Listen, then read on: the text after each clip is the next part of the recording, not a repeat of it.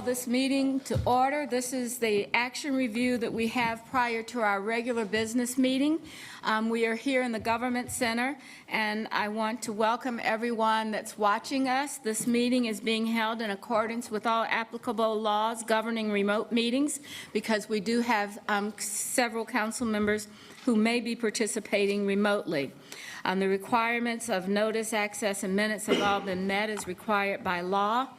and we will start off with introductions of those. We will do this introduction again at the dais when we go down to open our business meeting, but we'll start with our Deputy City Clerk for this meeting. Billy Tines, Deputy City Clerk. Good evening, Matt Newton, District 5. Dimple Ashmira at large. Greg Phipps at large. Julie Eiselt, Mayor Pro Tem and serving at large. Vi Lyles serving as mayor. Marcus Jones, City Manager. Ed Driggs, District 7. Malcolm Graham, District 2. Larkin Eggleston, District 1. Tariq Bakari, District 6. Victoria Watlington, District 3. Lena James, Deputy City Attorney. Donata Jackson, Office of Constituent Services. Kay Cunningham, Mayor's Office. Now we'll recognize those that are participating virtually, including our staff. Patrick Baker, City Attorney. Ms. Jackson, do we have any council members online? We do not have any further council members online, and so with that, what I'd like to have is Ms. Harris address their questions or comments around the consent agenda that we have before us this evening. Ms. Harris?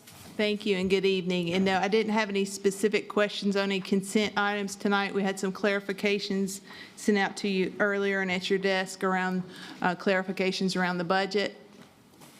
But other than that, and that'll be a policy item for you, but I did not have any consent questions unless you have any for now.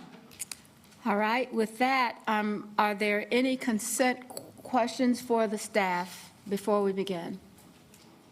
I'm hearing no consent questions. Are there any items on the consent agenda that the council would like to have a separate vote?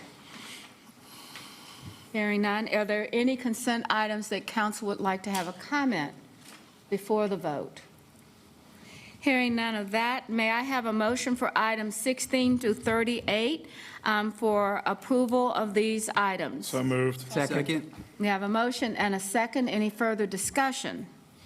Hearing no further discussion, here's our roll call vote. Well, I guess we don't have to have a roll call vote because we don't have a council member on virtually. So all in favor of the motion, please raise your hands. I missed that. How do you do this? And no, just now I've forgotten how to raise our hands. I think that motion passes unanimously. Thank you. Thank you very much. The next item that we have on our agenda is the agenda items that we have allocated. We have two topics this evening. One, the Spectrum Center, and two, property revaluation. But I'm going to ask the manager to introduce those and proceed with our presentations. So thank you, Mayor and members of council. Tonight we have a Spectrum Center update, which will be led by Assistant City Manager Tracy Dodson. And then, and I've already spoke with the Assessor Ken Joyner. We've invited him to give you an update as it relates to the property reval, which, as you know, 2023 will be a reval year. So we hope that we can get them both in today.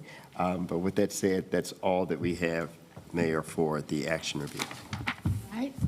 So we'll turn it over to Ms. Dodson. Great. Thank you and good evening, everyone. Thank you, Mr. Manager, for giving us the extra time tonight to cover this because we think we are at a very exciting place to bring you. Before I start, I really want to acknowledge and thank the partnership with the Hornet Sports and Entertainment. Their whole team has been phenomenal to work with, as well as Tom Murray and his team at the CRVA. All are critical as we've had these discussions and worked over the past several years. So what we've come to is over a 3-year process is that we feel like we have come to a win-win opportunity. The city owns Spectrum Center, and we are contractually obligated every certain number of years to study the arena and really assess what are the repairs that are needed and what is the city's obligation. This time we started with an independent study, and then both teams hired independent consultants. So I think earlier on the screen you might have seen Steve Patterson and David Abrams. They have been our consultants that we've worked with over the past several years. We had a study that came back. And again, we've worked diligently towards an agreed proposal that we're going to lay out for you tonight to consider. We believe that this proposal provides renovation and upgrades to keep the arena competitive and will help attract additional events and bring more visitors to the Center City and support our local businesses. So, before I really dive into the deal, there's a couple things I want to hit and why this is important. It's $376 million annual economic impact is what comes out of Spectrum Center today. There's also the support for 3,200 jobs in our community. And there's opportunity for more is what we believe. So that's not insignificant when we think about what this can do for our community. Whoops. I gotta keep me honest on moving this forward. There we go. So before I jump into the arena specific, I want to talk to you about a couple of conversations that started about the same time we really started to look at the arena. Fred Whitfield and I started talking about the need that they have for a new practice facility or performance enhancement center. They were outgrowing the current facility that they had. At the same time, we started talking about public safety issues that we were having around Epicenter and CTC, the Charlotte Transit Center, and what to do about how to solve those issues. As I mentioned earlier, the assessment of the arena, or what I call the CIP assessment, was going on. In addition, there were conversations that we were starting to have with CATS about the CTC, the bus facility, coming to the end of its useful life, and we're starting to see unsolicited bids or development partners come to the table to offer to redevelop the site. So I bring that up because as we lay out the deal, you will see how a lot of these things are converging together.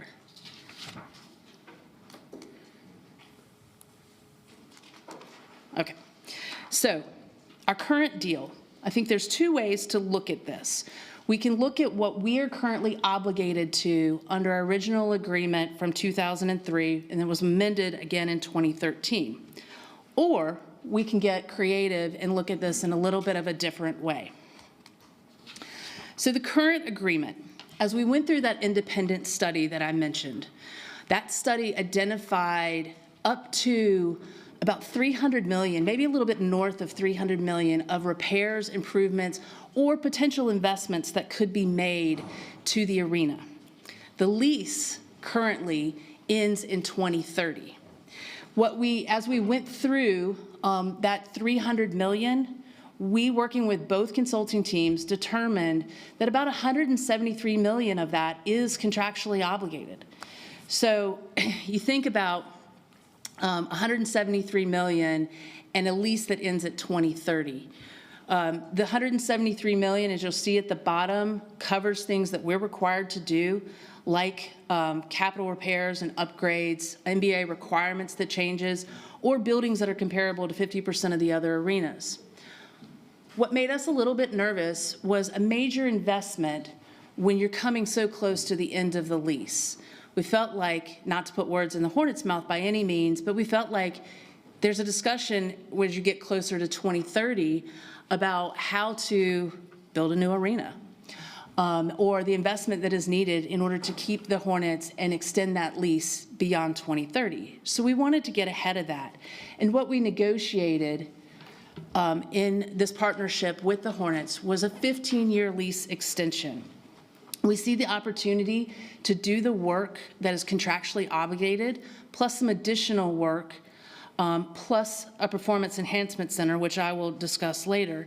But we felt like this was really important to get the 15-year lease because it also lines up the age of the building. Right now, I consider the building and the arena about middle-aged in comparison to other NBA arenas across the country. And we wanted to secure that economic impact that the Hornets and Spectrum Arena bring to Charlotte every year. In addition, there we go, to the Hornets' commitment of the 15-year lease extension, they will also contribute a $2 million a year rent starting in 2031.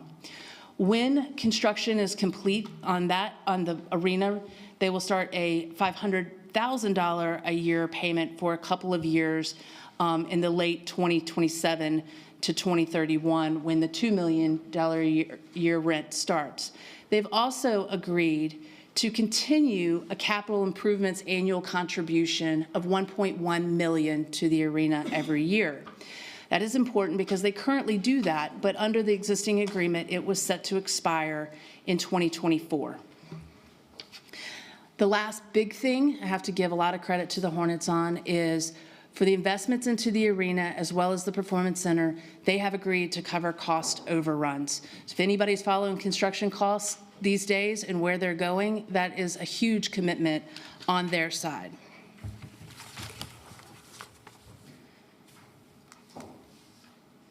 Then we have the Performance Center, as I mentioned earlier. We think that the Performance Center is a great opportunity to bring together the arena, bring the arena outside the walls, but what we ended up doing was inserting it or looking at including it into the CTC redevelopment. And I'll walk you through that in just a second. The other thing that's important with the Performance Center, and I'll get to a little bit later, but it's new revenue sources that we're looking at. So the $215 million that would be invested in the arena is one revenue source, and the Performance Center is a second revenue source. We have also said that if the redevelopment of CTC for some reason does not work out, that we would consider a plan B, and that is looking at the Performance Center going on the gravel lot, which is located also adjacent to the arena on the backside beside the Federal Reserve. This is a parcel that the city owns. Oops. I love these long pauses between slides. So if you look at what this can create, and this is where, to me, this gets really exciting. I mentioned just a second ago, you get to bring the Hornets brand outside of the walls of the arena. You get to bring the excitement of what happens inside, outside. For 20 plus years, I think I've been in Charlotte now 30 years, and for a long time, I know we've talked about Brevard Street being a festival street. If we think about the redevelopment of the CTC site, and what we can invest in the arena, you start to create this vibrant festival street, and you start to create almost this community district opportunity or community gathering place. It's also a part of the 2040 Center City Partners vision, and it brings a part of our center city great opportunity. There's undeveloped parcels here. It gives us an opportunity to really embrace transit in Center City, which I think we have missed from time to time. So let me talk a little bit of just, again, how the district starts. You'll see up here on the screen that you have Spectrum Center and what we call CTC, which is the bus facility redevelopment. And then I called out Brevard Street. You'll see right below CTC. So you see where Brevard Street really terminates at Trade Street, right at the terminus of Spectrum Center. So again, real opportunity to create this nucleus for a community gathering place. And then you see Epicenter, which we're all anxious to see what the future of that holds later this summer, but also a lot of parking lots and a lot of development opportunity around this to create and further enhance a district opportunity. So we're tagging it today as the new Buzz City. And what you see here is really a conceptual image of how Brevard Street and the redevelopment of the CTC and the retail can flow out onto Brevard Street, hit the terminus of the Spectrum Center, and create that really great community gathering place. We have a lot of examples of this I'll touch on a little bit later across the country. It's the opportunity I mentioned again to bring what happens inside, expand the brand of the Hornets beyond the walls. We've seen that over the last 30 years, I'll stick on the 30 years, that this community has really become a sports community, and that's further emphasized with MLS coming and starting this year, and has seen great success with a lot of fans. You see a lot of that here. Bank of America Stadium really already kind of naturally extends beyond its walls, and we want to create that same type of opportunity here and make it a community place where they can come together for all types of events that happen at Spectrum Center. Here's another conceptual image where you have Spectrum on the right, and you're looking down Trade Street towards Tryon. You have the CTC retail, where you see Brevard Market on the left. And you see that we really have the opportunity to create this vibrant community gathering place. You think about the Deer District in Milwaukee and how activated that was. Mayor Pro Tem, I think you know it well. It's truly one of these places where a community can come together to celebrate. Now, I've had a lot of questions about CTC itself, and we want to bring the CTC project back this summer. So I don't necessarily want anybody to kind of start to question, well, how does CTC come together? It's a separate project, but I did want you to understand we have years of work going into how can we make this happen. Adding the Hornets Performance Enhancement Center is a unique opportunity that just happened to work out. But what you see here is this is a transit facility first and foremost. I cannot emphasize that enough. It does not work unless the transit component of it works. So what we've looked at and what we're starting to propose is putting a bus station and bus facility below ground, which you'll see here, and then retail on the ground level with the gold line.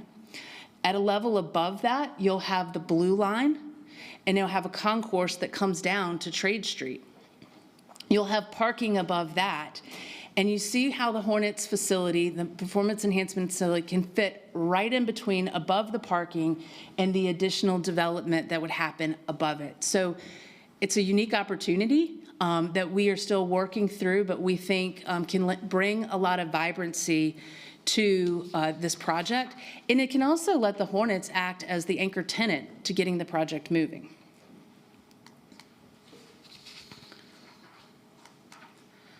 So I want to go back to why we think this is a win-win and why we think this is a balanced agreement for everybody.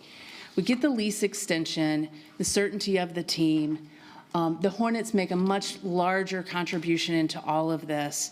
We do what was the contractually obligated projects plus the additional $42 million. So in total, we would do $215 million into the arena. This work would occur over 4 years. But then also, again, to emphasize, the Hornets would take the cost overruns.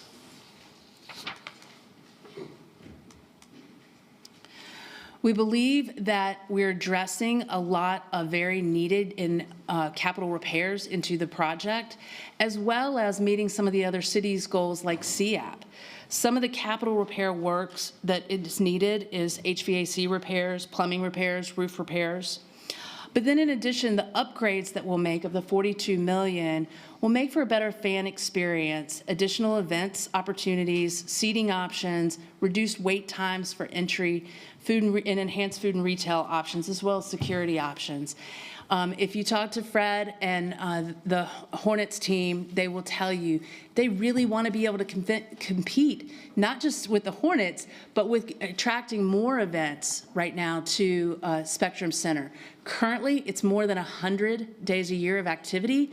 We want to go to more, and we think some of these enhancements create that opportunity. So how do we get there? The most important thing for everybody to understand is that we are not suggesting that these funds or any funds come for the general fund. So what do I mean by that? There's no money that we are trying to take from police or fire, housing, other initiatives that we might have in the community like corridors of opportunity. This is from hospitality funds, which are required that we use in tourism, back into the tourism economy, sports facilities, arts and culture facilities, things that enhance tourism. And I'll dive into those funds a little bit more. The hospitality funds have 3 buckets: the Convention Center Fund, the Tourism Fund, and the Hall of Fame Fund. So a lot of people are going to ask, well, what project does this take away from, or what can we not do now? We've tried to be very intentional about not cannibalizing another project and making sure that we can still continue to work on projects that are in front of us. So to be very clear about that, the Convention Center Fund is about the Convention Center as well as Bank of America Stadium. We are proposing, and where the Spectrum Center falls into, is the Tourism Fund. So that's a completely separate fund. The Tourism Fund goes to auditoriums, coliseums, museums, arts and culture programs, events and festivals. And so working with Teresa Smith and her team here, we have looked at the overall affordability that is created in this investment and what that does to other projects. It doesn't, as I said, kill any other projects. It changes in timing of projects. And I'll also mention that other projects have other opportunities. Some have land value that can be contributed into the projects. And so no two projects are the same of how we can go about achieving them. So again, just to kind of go over the deal, we're looking at the 173 that we are contractually obligated to, plus the 42 million of other repairs and upgrades coming from the tourism fund. What's really important, again, and thanks to the Hornets on this, is the city's cost is capped at that 215 million on that. Then the Performance Center that we discussed, a new revenue source in naming rights for the district. We've seen this happen in other places around the country, Petco Park in San Diego, right beside Wrigley Field at 1060 Project, if you look at the Ice District in Edmonton, and even at the Star with the Cowboys where they have Ford Stadium plus Tostitos Plaza. So it's not an uncommon practice with the naming rights revenue to fund something else. And that's how we want to bring the two pieces together to equal the $275 million investment that gets us to the 2045 lease extension.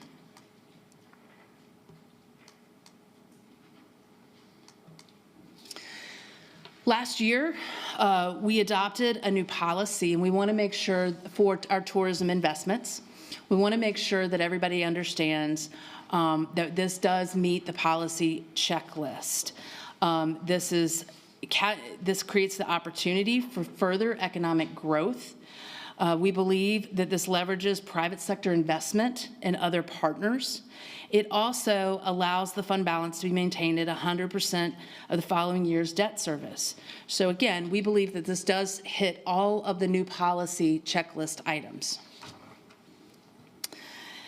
The lease extension really preserves our affordability. It doesn't necessarily lead to our affordability, but it really preserves our affordability. Meeting the policy and what's required in the fund balance, you'll see, it's kind of hard to see, that blue line at the bottom, which is new, and we wanted to make sure that we showed you that we had put that in place as we were looking at this.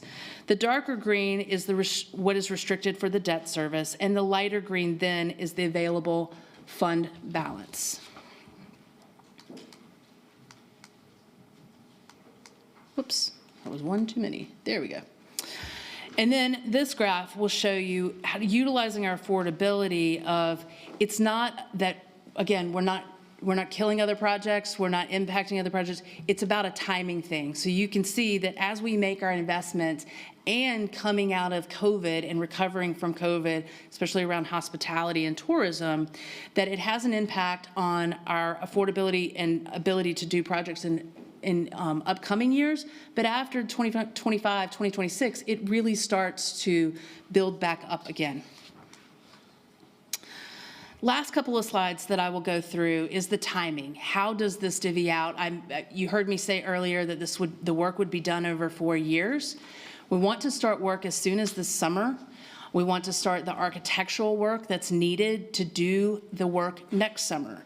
But of that $215 million for the arena, you would see this is how that would be deployed.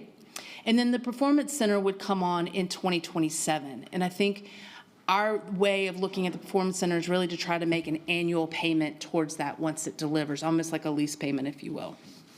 The other thing that I will mention on this work that has come up in some passing conversations is, and we're digging in more every day, is the MWSBE goals, and we're looking at an average between 15 and 16% on those goals, but we'll continue to refine that, especially as we're looking at work that will occur over the series of 4 years. Once we start to hone in on what work happens when, that might shift a little bit from year to year, but that's your average.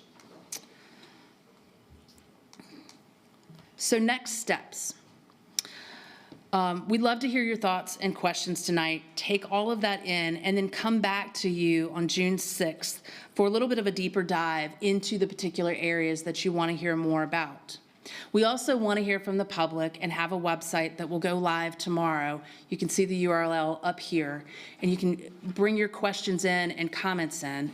Have that follow-up presentation to council on June 6th, and then go towards a council vote on June 13th. Again, the urgency in this isn't to push it on you all or the public. It's really to get us started and getting the work going that we have already spent 3 years working through from the initial study to determine what is best for the arena and best for the community. So with that, I think we have one ending video, and I'm looking at Donata, just to remind everybody.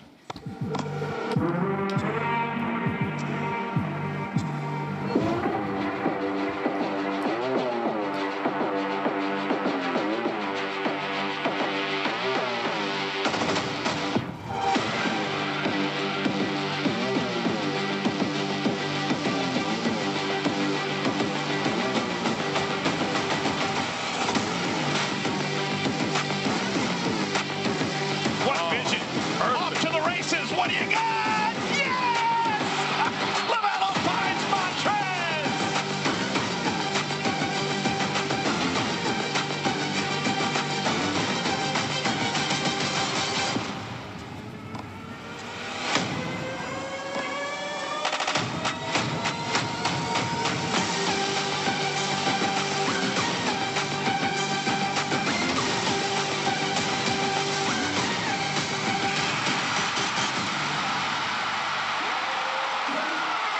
So hopefully that reminds you a little bit about, it's not just about the Hornets. There's so much more that happens in this facility, from an early voting polling station when we were trying to socially distance, to a vaccination site, to the DNC, to concerts, and so much more.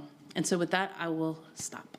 Thank you, Ms. Dodson. I also know that behind you, you have our CFO, as well as the CEO of CRVA, our Visitors and Tourism, available for questions. Before we start, I'm going to talk about how we are going to proceed on this item. And the first thing I'd like to say is that I am going to refer this to the Economic Development Committee for discussion. And I would hope that you would raise all of your questions and comments so that that can be hammered out, understood. So I kind of look at this as, what information do you need? Where do you see opportunities, and where do you see challenges in this work that we're doing? And I've talked with Mr. Graham, and we know that there is a schedule that's being presented. The committee is going to schedule something, working with the staff pretty immediately so that this can get vetted. What I'd like to do is start with, I'll go to my left and start and ask you if we each take about 3 minutes, if you can think about it that way, to have any discussion. We'll go around the room and come all the way around full circle, ending with the Mayor Pro Tem. So what I want to try to make sure that we all do, and the staff is prepared to do this, to capture every comment, question, suggestion that you have that you would like to see discuss further in committee, and be able to come back out with the committee's, what do they think, and how do we move forward with the next steps. And so Mr. Graham has accepted that challenge, and I want to just acknowledge my appreciation, because this is one of the most important decisions that we can make when we start talking about our center city and what we're going to do and how we're going to do it. We've been talking a lot about what does it mean to be a sports city, and I think that this is the beginning of that conversation that may lead us further and deeper discussion about how does this work and what makes it possible for our city to be successful working in this area, and what does it do for our jobs, our economy, and how does it strengthen our core city. So I'm now going to recognize Mr. Driggs, and followed by Mr. Graham. Thank you, Madam Mayor. I think it goes without saying that the Hornets are a major asset for Charlotte. We appreciate the team and its contributions to our community, the position it gives us in the NBA, and the profile it adds to that we have in sports. I've noted before that I think the terms of our contract with the team as negotiated a number of years ago, are very onerous from our standpoint. And I believe the fact that we managed to accrue a $170 million liability for arena improvements is a manifestation of that. And in my mind, that took shape kind of unbeknownst to us for quite a long time. I don't know if anybody else was aware, but a number of years ago, we put about $30 million into improvements pursuant to the requirements of the contract, and I had no idea that something like this was accumulating. Mr. Whitfield did tell us, in response to a question of mine at our last meeting, that he feels that we kind of kicked a can down the road and that this investment will bring us up to date so that we don't need to be concerned that as we proceed from here throughout the term to 2045, that there would be another occasion like this where we're having to kind of find room. Now, having said that, the situation that we're in right now is that we have a liability for $173 million. It's a bill that we have to pay, and we need to be prospective in terms of assessing this transaction. So, in effect, what we're talking about is $42 million for 15 more years of basketball. And on a standalone basis, to me, that represents acceptable value. So in spite of the fact that I don't really like how we got here, I believe our best course forward is, in fact, to proceed with these terms as they've been offered. I have one or two quick questions, if I may. The so-called Performance Center, is that actually a practice facility, or could you describe in more detail who controls that venue and what kind of activities we expect there? It is intended to be a practice facility. One thing we learned through this process is that and I mentioned it earlier when Mr. Whitfield and I were talking about their need to take it out of Spectrum Center. So the intent is that it is, but there's been changes that are kind of requiring and pushing this out. The current practice facility only has one court. Most practice facilities with the NBA now have 2 courts. More players, that means more space, more medical needs, more coaches, things like that. And so their need was really to have a new practice. So it is a practice facility. We're working through the design right now and all the components that would fit into the space, but that is the intent. It is a practice facility. So I just want to clarify, Performance Center does not mean that this is going to be a venue for concerts or anything like that, right? Just to be clear, because it's a little bit I was hoping unclear. Mr. Driggs he would bring his band down to the Performance Center and perform hoping for maybe us. to get a gig there, that's right. The $1.1 million, when does that start? You said there's an extended or a continuing commitment from the team to invest $1.1 million after the current one expires. So does it commence immediately after the expiry of the current $1.1 million? Yeah, it's continue it. It represents, and that extends until when? Till 2045, till the end. Wow. Obviously Throughout not the life. last year. Right. Who actually owns the naming rights? We're talking about selling the naming rights and using the proceeds from that sale towards this Performance Center.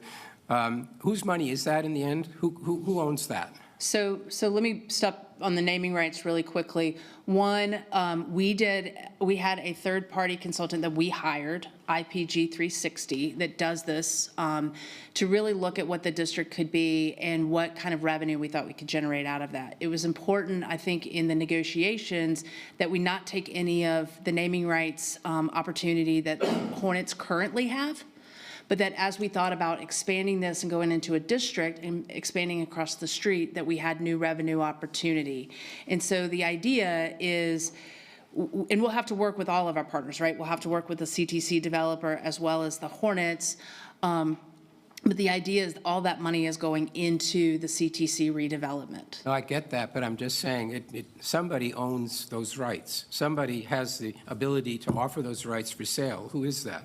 We want to work with our partners and us to determine what those naming rights are and who are the naming rights, right? I mean, and I say it's really important to say that because in the discussions with the Hornets is we don't want to bring in a brand or a potential naming rights partner that's in conflict for somebody that they have. So we have to do this in partnership, but we're talking about us having a team a consulting team that does this for us. Right. Would that be a key part of what the Economic Development Committee could get a deeper dive into?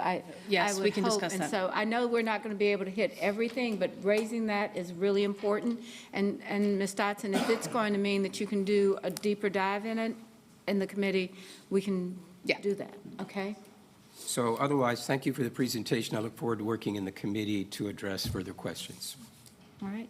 Mr. Graham? Thank you, Madam Mayor, and it's always good to have the Budget Committee Chair as Vice Chair of the Economic Development Committee, right? Because he can look at the numbers and I can take a look at some of the intangibles. Sports and entertainment has always been in the DNA of our community. When I got to Charlotte, it was NWA wrestling and racing. And since then, it's NBA basketball, NFL football, AAA baseball, the President's Cup this year. We used to have a professional tennis tournament, the U.S. Clay Court Championship, now played in Houston. And so this proposal in front of us is timely, I believe, because Spectrum Arena is basically our living room. It's more than just basketball. It's concerts and political conventions and other things that bring economic value to our community and our city. And so I think Mr. Driggs is right. The return on the investment based on what we're contractually obligated to do, we got to do it.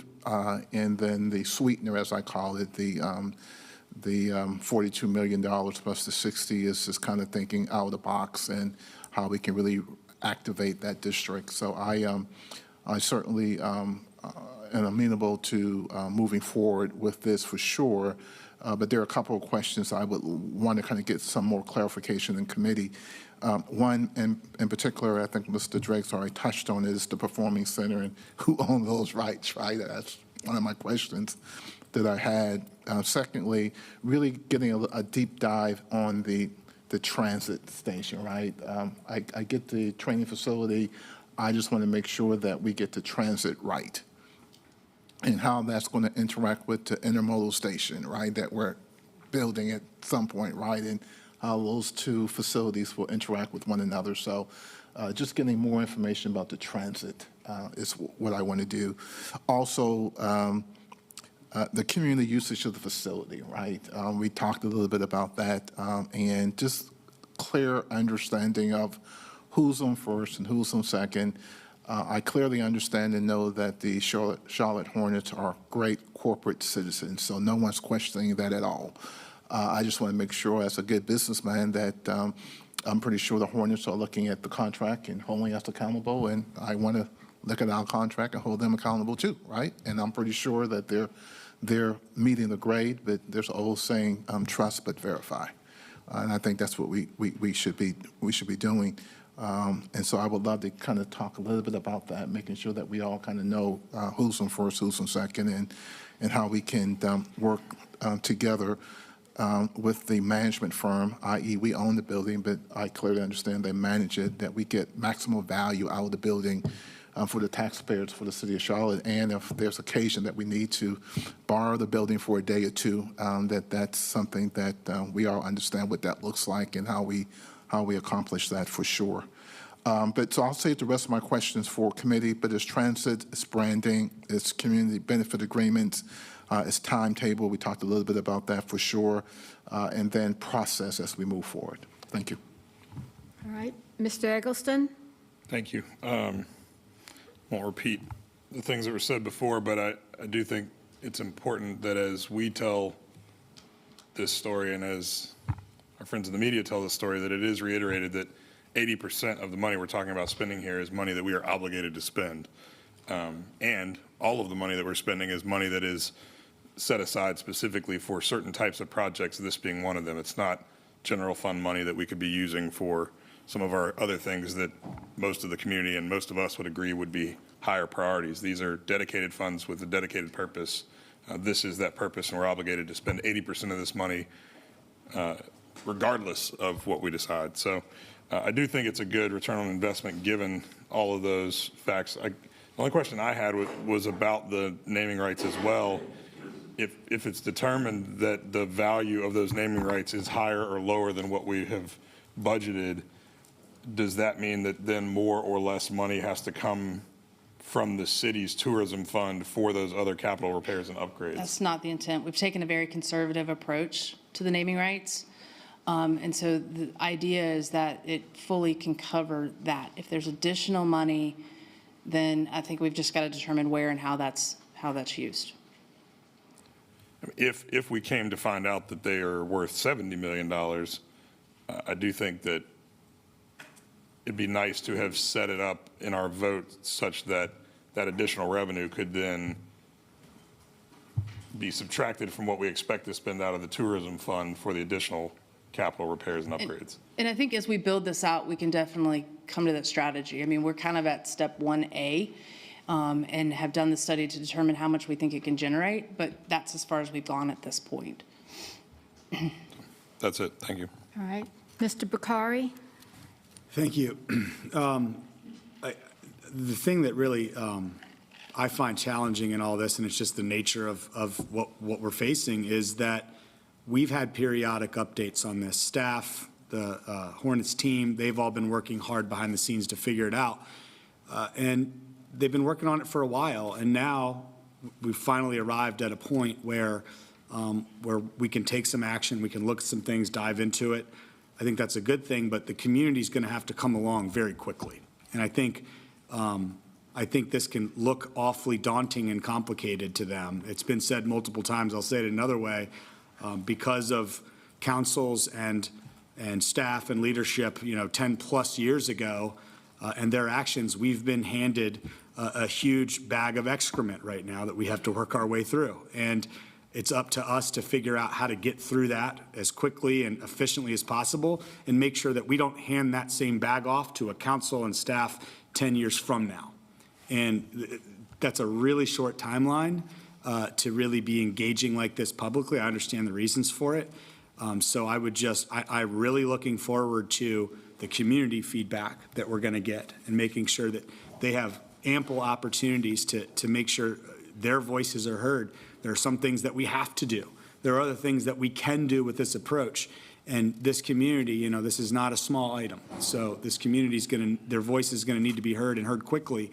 And it's going to require us to maybe be flexible with different ways that we do that going forward. So I just look forward to this next phase of engaging the community and hearing their thoughts on the options that we do have.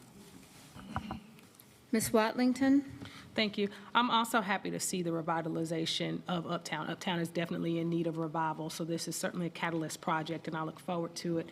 To my previous colleagues' comments, I also look forward to a robust discussion with the community, because I believe that this can be not only about the infrastructure and about the building, but a catalyst to reach our further goals. We talk about how do we infuse equity into everything that we do. We know we have to spend the money. This is an opportunity to not only get on better financial footing 10 years from now, but also to use this as a catalyst project to achieve some of our other goals. We're talking about spending upwards of $215 million in capital improvement. That's an opportunity for MWSBE participation.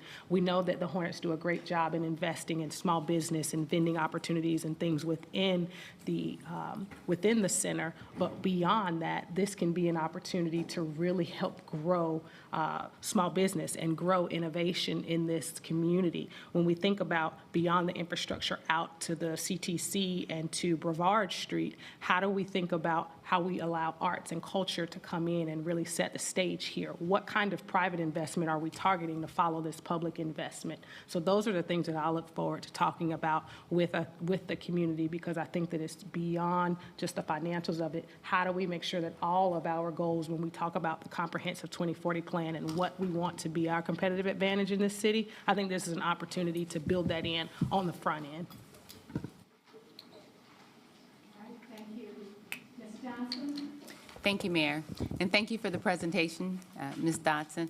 I also see this as a great opportunity for the city.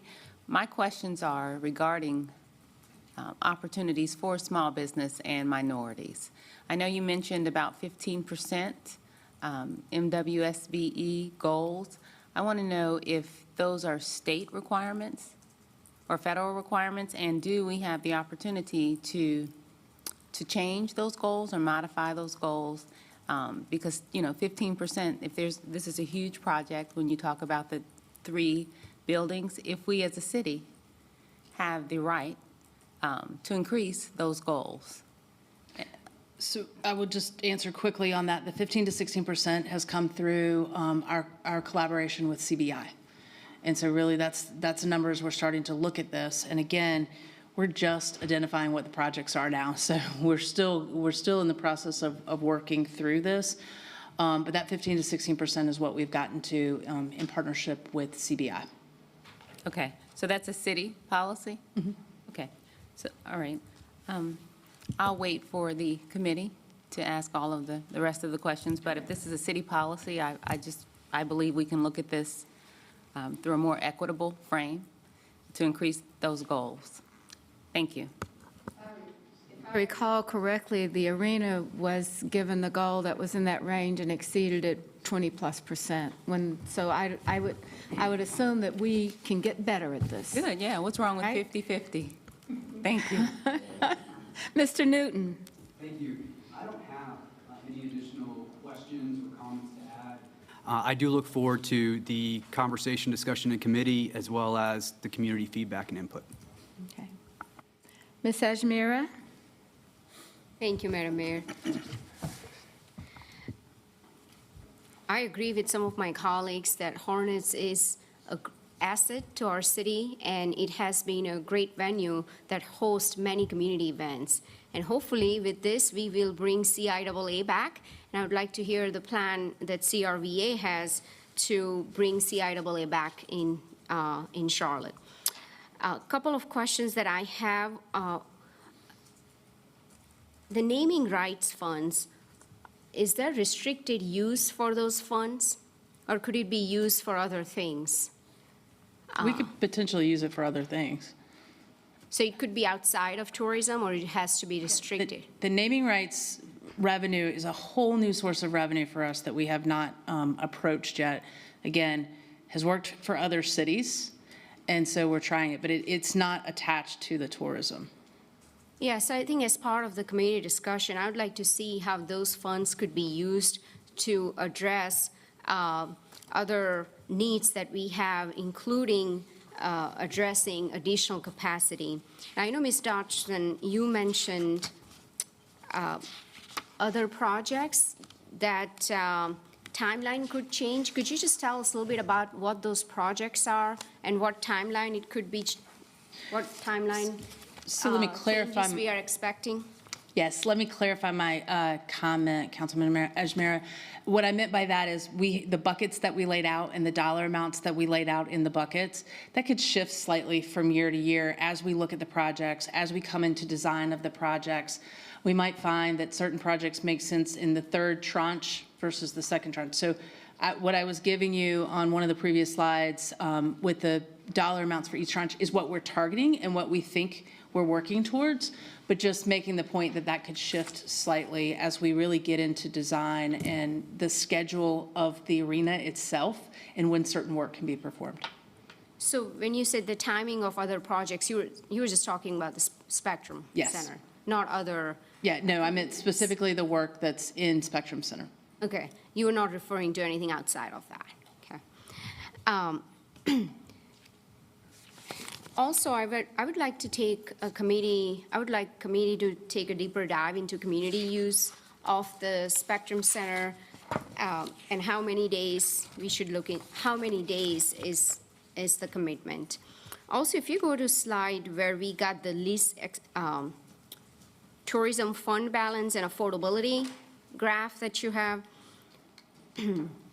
So I see where from fiscal year 2022, and not this. Hold on. Oh, Wendy gave it back to me. Yeah. Yeah, that's, well, it doesn't have a slide number on here. So it's right before the timeline slide. Hold on, I'm trying to get there. So it's probably last, like third from the last.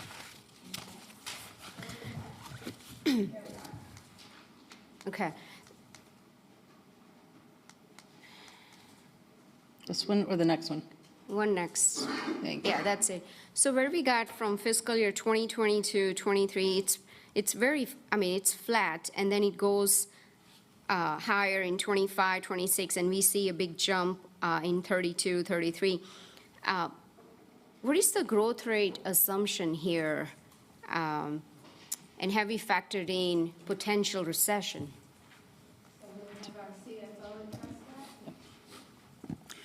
So Teresa Smith, CFO. So on this slide, this is not really a growth rate assumption. This is affordability at a certain point in time. So if you look at the slide, we are using our affordability for this fund on those first 4 years, as we talked about issuing the debt in those first 4 years. But then after that, affordability for additional projects starts to pick up in 26. And then going forward, that additional affordability picks up even more just based on how revenues and expenses come into the fund. Got it. So we'll have additional capacity beginning 26, 27 as we go ahead and fulfill our commitments. Correct. Okay. That's okay. That's all I have. Thank you. Thank you, Mayor. Thanks to the team for bringing us what I think is a much improved version of agreement that when compared to what we had initially. So I look forward to a robust discussion in the Economic Development Committee, in which I am a member. I believe sitting around this dais, I'm probably the only one that was at the ribbon cutting back in 2005 of the Spectrum Center, and I still have the scissors to prove it. And I'll bring them at the next meeting.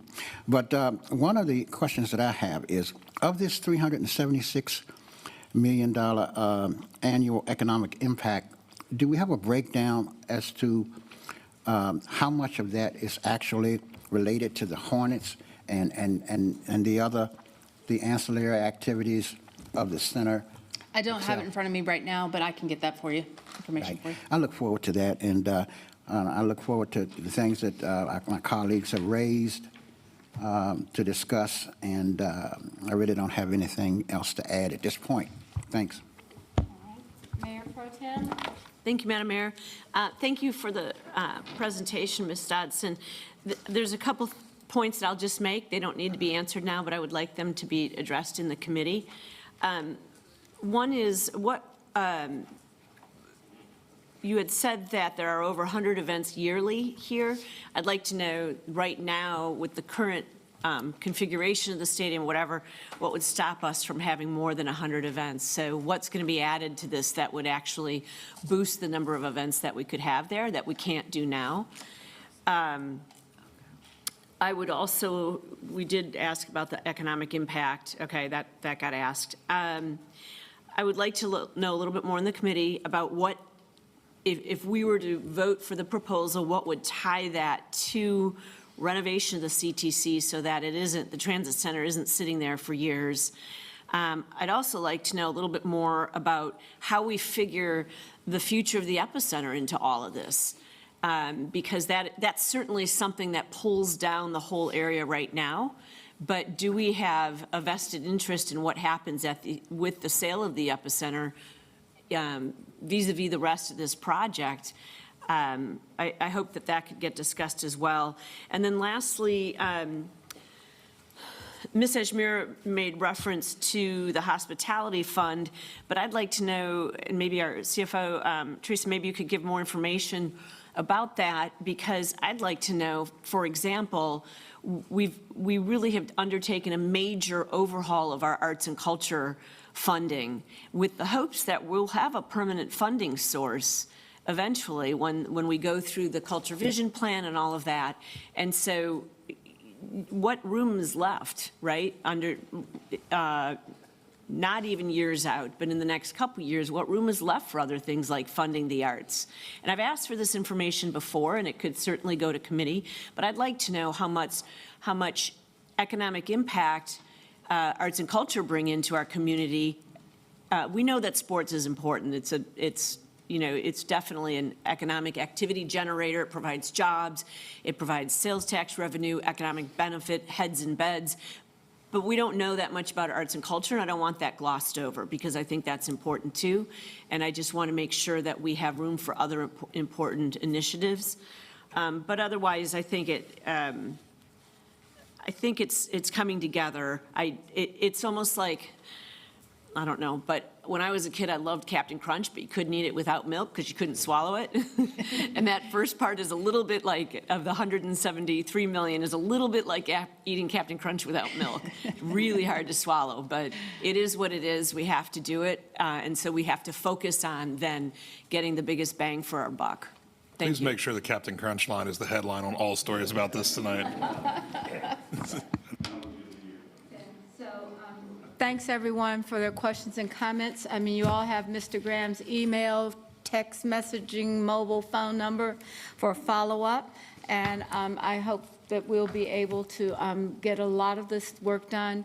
I think the idea of how we do community engagement will have to be something that would happen, I hope, and discussed in your first meeting as well, so that we make some decisions around beyond what's going to be on the website and accessible. Even as COVID continues to be a part of our community, we still want to be able to reach out to people in multiple ways. And this may be something, I know that Ms. Johnson is really actively engaged on how do we engage people more often. If there's some suggestions from the Triple E already that we might try or experiment with, that would be great.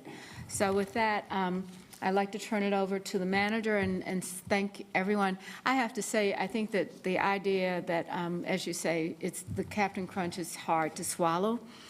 And I don't think that it was really fair for those of us or those who were a part of this to have to face this.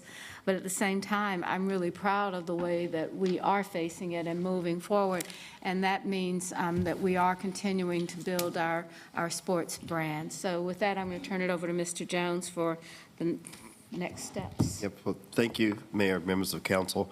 I do want to highlight again the collaboration between city staff and Tom Murray from CRVA, as well as Fred Whitfield from the Hornets. I like the way that Tracy has framed this as a win-win.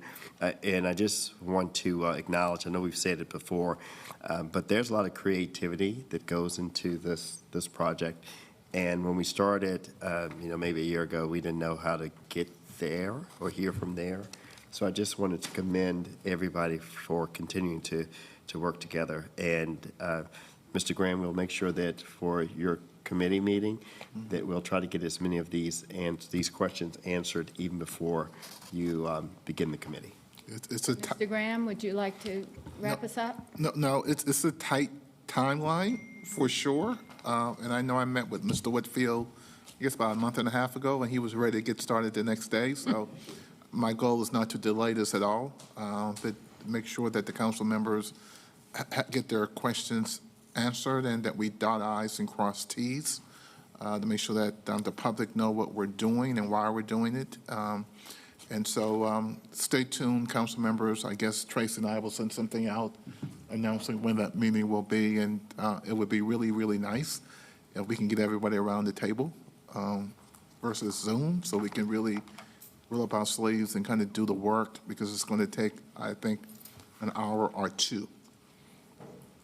And so we'll send something out. All right. I also want to recognize Steve Patterson and David Abrams, who've been working alongside us. And thanks for listening to us tonight. Any comments that you have, Mr. Graham will send you his email, or Tracy will send you Mr. Graham's email. And please make yourselves a part of this team for our city's success. So thank you very much. If that concludes this topic, I think we can go to our property revaluation review. So, Mayor, members of council, while our assessor thought that maybe he would be able to duck us tonight, we have time on the agenda that's left. And so it's that in our cycle that time for Mr. Joyner to provide us with an update of where he is and where he and his team will go as it relates to the reval. Mr. Joyner. Thank you, Manager Jones, City Council, Mayor, Appreciate the opportunity to be here. My name is Ken Joyner. I am your Mecklenburg County Assessor, and got some great information to share, important information. Before I start, I will point out in the back corner I have with me tonight Brad Fowler, who is our Assistant Assessor over real property. And knowing you're on a time constraint, we're going to try to move through this as quick as possible. Now, where am I supposed to point? There we go. All right. So why do we have a revaluation? North Carolina general statutes require each county to have one at least once every 8 years. The last one was done in 2019. At the conclusion of 2019 and looking back at what occurred in 2011, the Board of County Commissioners decided to move to a 4-year cycle. Reasons for that: we keep our values closer to the market, public stays more educated on the revaluation process, and hopefully we can avoid the larger market swings. We all know our market's moving right now. If we were to wait 8 years, it could be even more. The purpose of the revaluation is to redistribute the property tax base, creating more fair and equitable assessments, keeping everything closer to current market levels. And we always like to highlight here, a revaluation is not a means to increase property tax revenue. This council at the 2019 lowered your rate to that revenue neutral rate that you were required to advertise at that time. So I think it's important to point out that all we're doing is redistributing who is paying the taxes. It is not a means to a property tax revenue increase. So where are we at?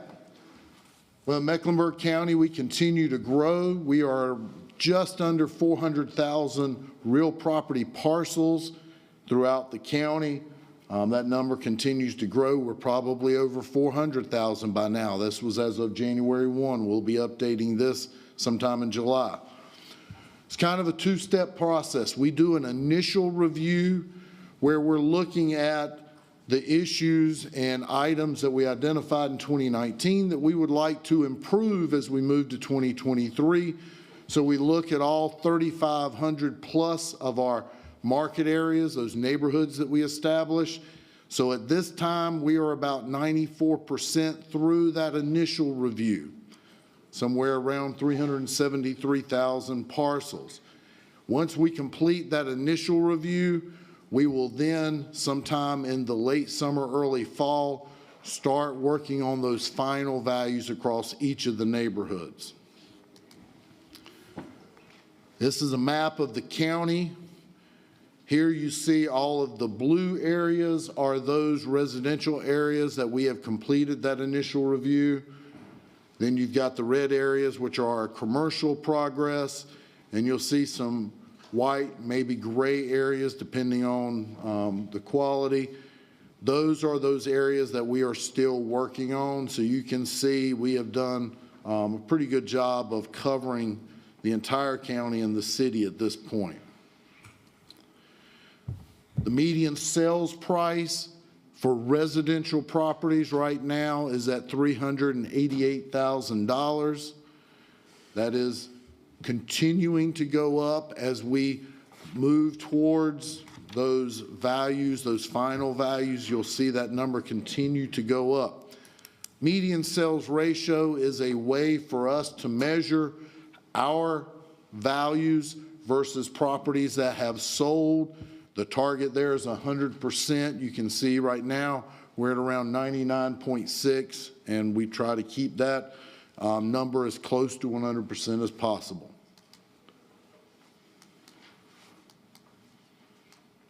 Okay.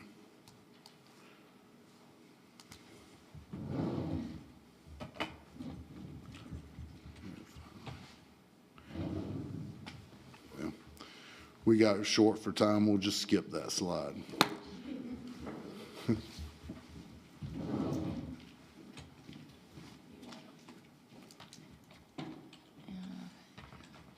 Okay, yeah. All right. So I mentioned our 3,500 neighborhoods, market areas that we utilize. This is just an idea to show you what we're talking about. You see the highlighted neighborhood here.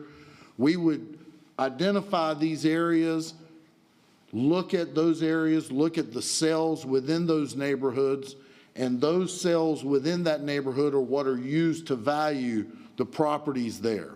So we're not using sales from across town or the northern part of the county to value an area here in Charlotte or in South Charlotte. We use the sales within that area. It just makes things easier, more consistent, and those are, as we said, over 3,500 individual neighborhoods that we utilize. Well, we said we need sales. Well, we've had an abundance of sales. Going back to the 2019 reval, you can see over those 3 years, we had about 24,000 sales. As we start looking at 2023, we are now somewhere probably north of 25,000 on average per year. And last year, over 27,000, and these are only the arm's length, those qualified sales, excluding any that are not arm's length transactions. We're early in the qualification of sales for 2022, but I can tell you they are still coming in strong. I think that there were a total in the first quarter of the year of around 8,000 sales. So it's going to be another busy year for transactions, which are good when you're trying to do appraisals. Citizens Review Committee, this is something that Mecklenburg County chooses to do. This is not a statutory committee. We use it as an oversight. We've got 9 members from throughout the county, highly qualified individuals. Most are in real estate, appraisal, realtors, commercial banker, people who understand value. We work with them starting in March all the way through December. We walk them through the entire process, explain to them what we're doing during the revaluation. At the end of the process, they will make a recommendation to the Board of Commissioners on what their thoughts are with the process as our office is doing it. So it's a very important group of individuals on this committee. Communication plan. If you will remember in 2019, I made a huge push that we needed to go out and help people understand more. Over the years, going into or through 18, 19, and into, well, 18 and 19, we did 220 public sessions throughout the county. We were still going out after the notices went out. We've begun that push now with our communication plan. We have a branded website that we want people to know how to get there, reval.mecnc.gov. We have revamped our brochure, and we feel very confident that we're going to be able to touch individuals throughout the county, throughout the city of Charlotte, and help them understand the process. I think we've got one more this week. I was even over in the Matthews area last Friday night speaking to a group. So we're doing almost 2 or 3 a week right now. Speaking of our brochure, here is a copy of the brochure. You see there in the middle, we've even got a QR code on there now. So someone with their phone can go directly to our website.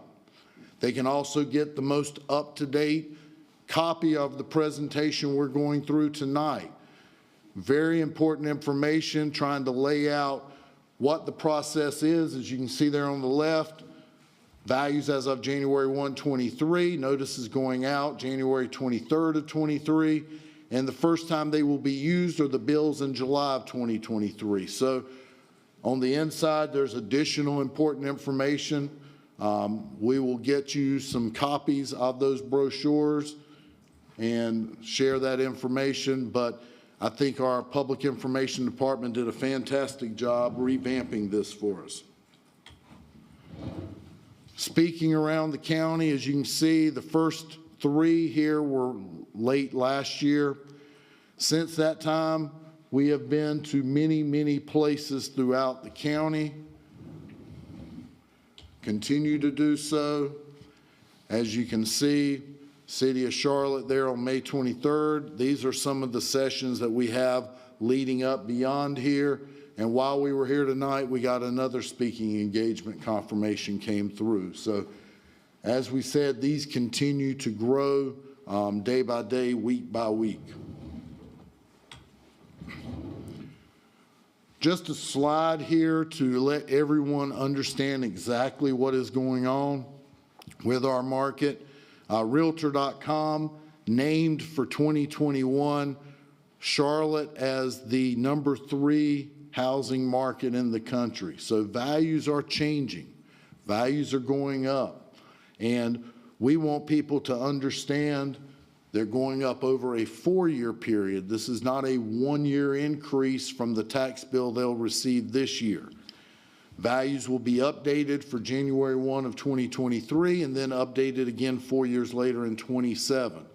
So values we will be seeing coming out soon. Our website, we showed that QR code where you can get to the website.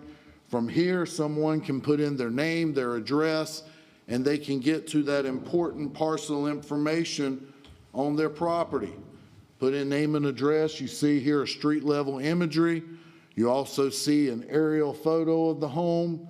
And across the bottom, you got land, building, value changes, the tax bill.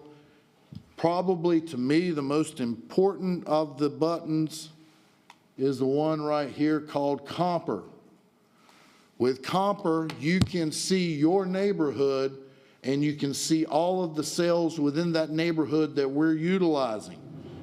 This is important for us to be transparent and allow our customers to see those sales. So they can go in, see all of the sales. They can identify properties within that neighborhood that they feel most accurately reflect their property. They can prepare a personalized report. They can share that with our office through our online appeals or formal review process. I think this is great information. It worked really well in 2019, and we are excited to be able to offer this again. As I mentioned, that online portal is called Modria. Worked out great, but we're making it better. Right now it is down. It will be back up in the fall of 2022 once we get those upgrades done. But through this portal, one of our customers can speak to the appraiser who is working their review. They can send in a recent appraisal. They can send pictures of depreciation, issues with their home. They can send in engineering reports. So this is great information, great opportunity, but a lot of our customers maybe aren't as tech savvy. They can still come into the office. They can come to 3205 Valerie C. Woodard over on Freedom Drive. They can mail in information. They can call our office.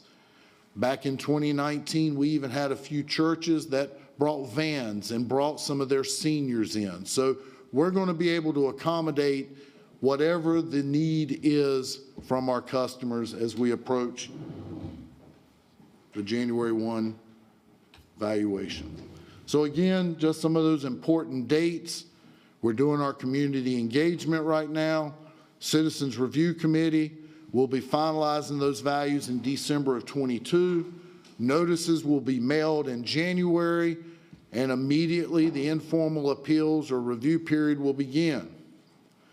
Then we will have our BER, the formal appeals, starting in May.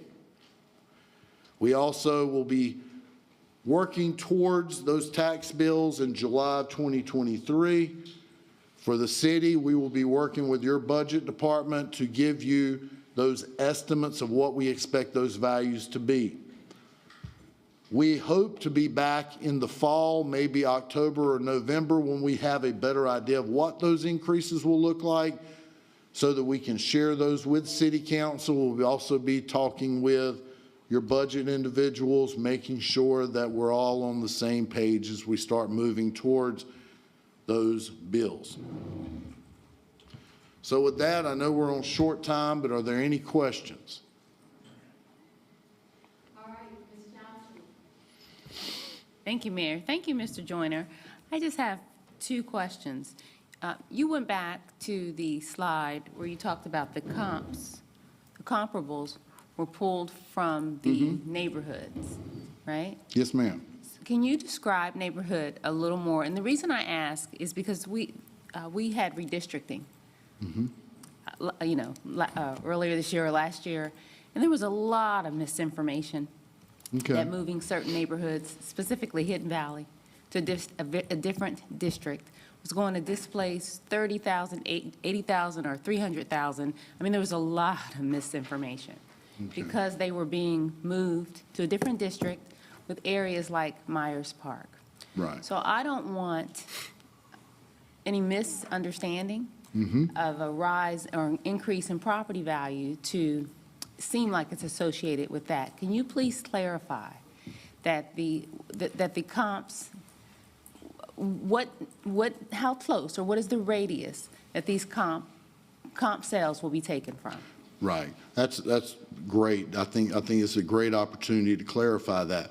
What we call a neighborhood, we use the term neighborhood because many of our customers live in a defined neighborhood. But in essence, if you look at what realtors call a market area, it's an area of properties immediately surrounding the subject property, which is our customer's individual home, and people that are looking to buy within that area would consider those comparable. Many of the new neighborhoods actually have like multiple phases where you would have some starter homes maybe up front, some apartments, multifamily, townhomes, and then maybe in the back you would have some larger homes with larger lots.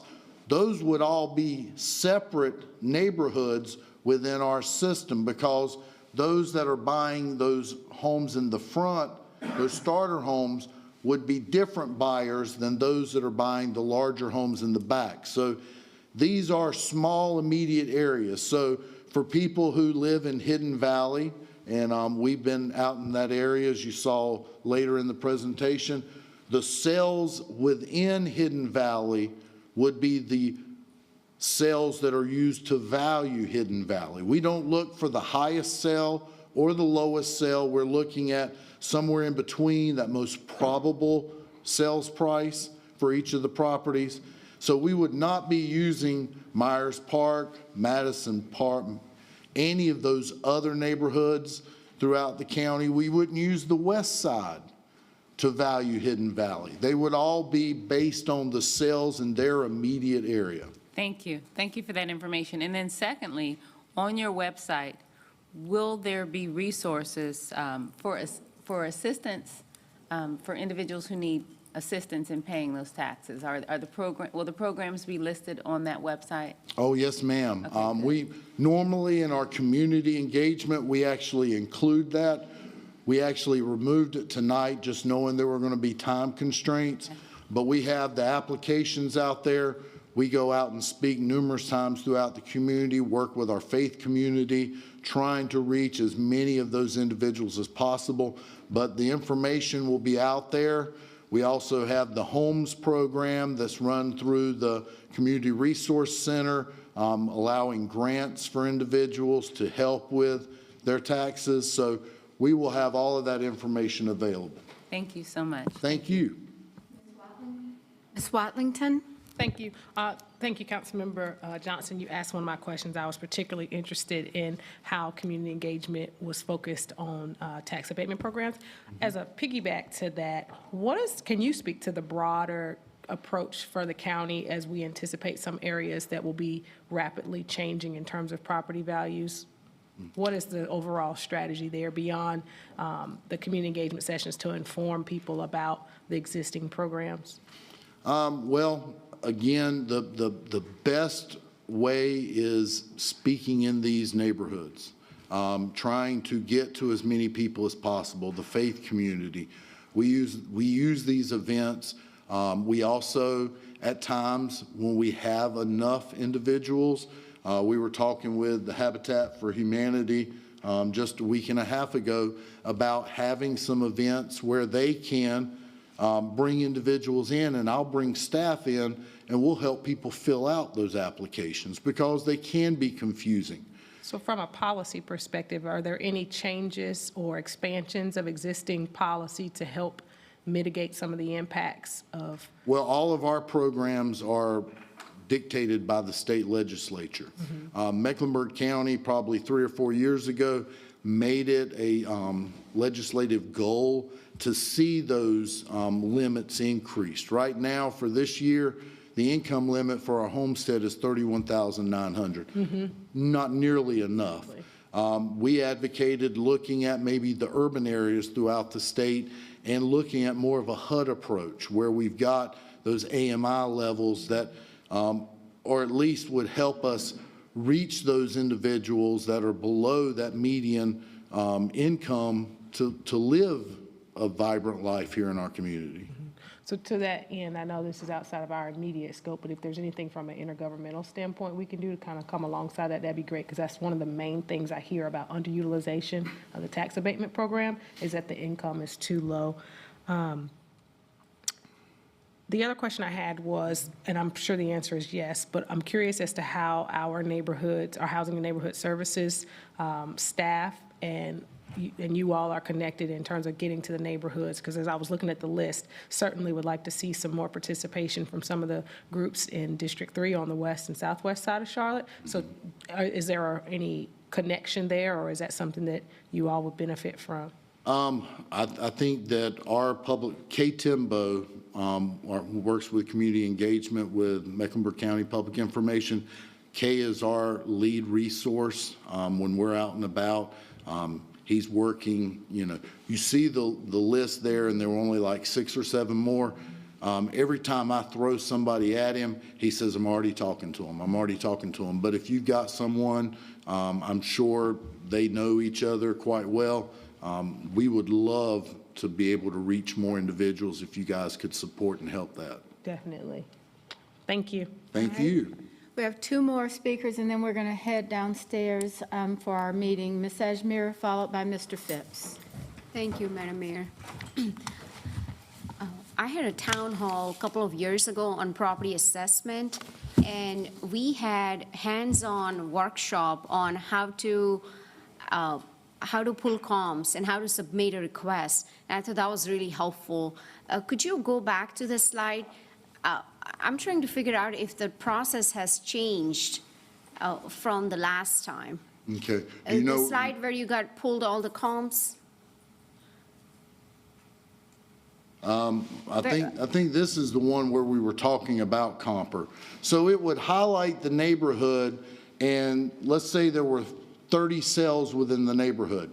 They would all be highlighted, and on the side you would see, similar to what we have here, these are the ones that we randomly selected here.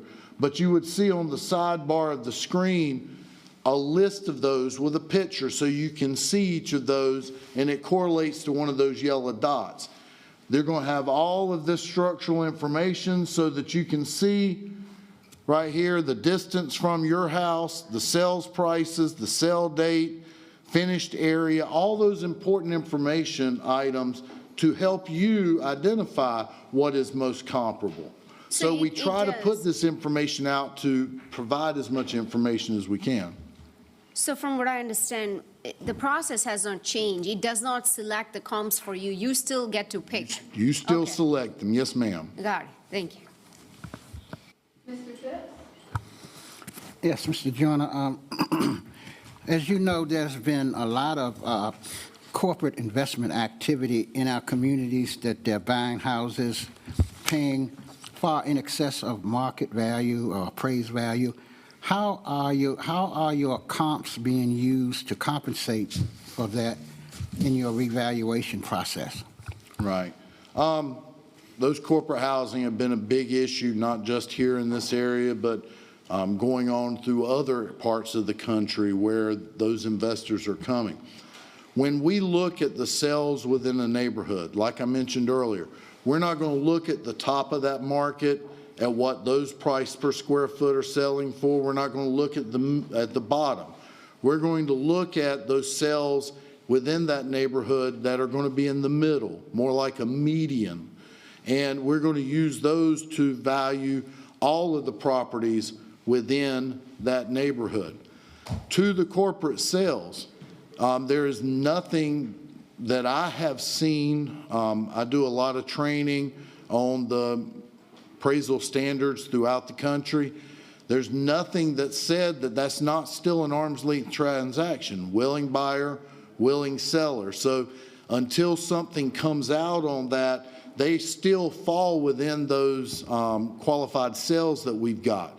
But if a neighborhood has 30 sales and only 7 or 8, those are still going to be at that top of the market. So we're going to look more towards what that level of value is in the neighborhood that's more probable. And I'm thinking that, you know, over time, hopefully there's going to be some solutions for those groups, or maybe they'll buy up so many here, they're going to move on to some other part of the country and, you know, maybe leave us alone. But right now, we have to deal with the reality of what those sales are. Thank you. That is truly an unfortunate consequence of what we're experiencing. So if they're coming in and going in with cash with a higher premium to allow people to say, well, this will help you move, or this or whatever, it's going to be very difficult for those communities. If there are 10 houses on the street, you know, the median could be higher than you need if they've purchased 5. So I don't have an answer, but I certainly hope that that is something, if you see those kinds of ownership groups, instead of it saying, you know, VILALs, it says, you know, some partnership, I hope that you're telling people to look out for that they're not using comps from commercial or private equity firms. It's another blight on the process. But thank you very much, Ken. Thank You always you. do a great job, and we really appreciate the intergovernmental cooperation, and we will see you again. Yes, you will. Yes, you will. And again, I appreciate the partnership with the city. You guys have always been supportive of our office, and look forward to coming back with more information soon. So it's our job to get the tax rate down to the place that it needs to be so that the impact isn't so consequential on our people. But before we go downstairs, I just want to mention something that I hope I learned about over the weekend. It is a letter that we got. It was dated May 26, 22, and it was addressed to whom it may concern. And it's from Southern Comfort Inn at 4419 Tuckasegee Road. Now, I think many of us have probably volunteered out there, helped to do some charitable event or help with what was going on. But this Southern Comfort Inn is basically announcing that they are going to close. They probably provide to over 150, in between 150 and 200 people, including the kids in that number. Very low priced rents. Basically, what I would call it, it was a private shelter supported by benevolence through a faith-based organization. And they are announcing that they are going to close on June the 30th. And what we're going to do is reach out to them, to try to work with them, to talk about what we can do. Now, you know, we are dealing with this in Sterling right now. We're continuing to address it by trying to help people find places to live, making sure that they have the ability to get money for deposits and moving expenses and things like that. And thank goodness we have always continuously taken our federal stimulus money and pushed it out into the community. Your decision-making on that was spot on. We didn't know that this would be part of it, but that's where we are. So we will be working with the Southern Comfort Inn and the church, the Fellowship Place, CMPD, and a number of people to determine what opportunities we have to help assist this, and we'll get back to you as soon as possible. It came in across our desk. If you would like a copy of it, if you'd like to hear what we're doing more about it, I'm going to ask Sean to take the lead on it, as he has done with Sterling. And we are struggling here. We are struggling in this community just to keep people in their homes. But when we have these kinds of closures at the bare minimum, it is one of the tougher things that we will have to do and accomplish. But we need to put all of our efforts around it. We need to make sure that we do as much as possible so that we don't increase people that are homeless on our streets, especially our children, especially our children. So we're going to make a big effort here. We're going to do our very best to make sure that we resolve this. So with that, we can go downstairs to our regularly scheduled meeting. It's good to have everybody around the dais, so thank you for a great workshop, Mr. Jones.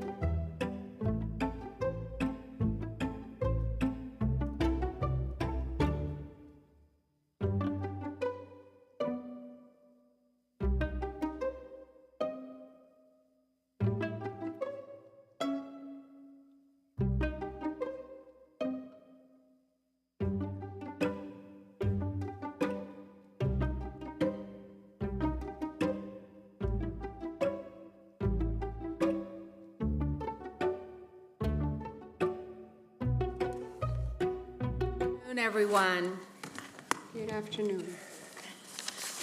I'm going to call the Charlotte City Council Business Meeting dated for May the 31st to order, and welcome all of you who are joining us inside of the Government Center in the Council Chamber, as well as those of you who are watching us on any one of the varied platforms, YouTube, FaceTime, Facebook, all of those things that we have available to us.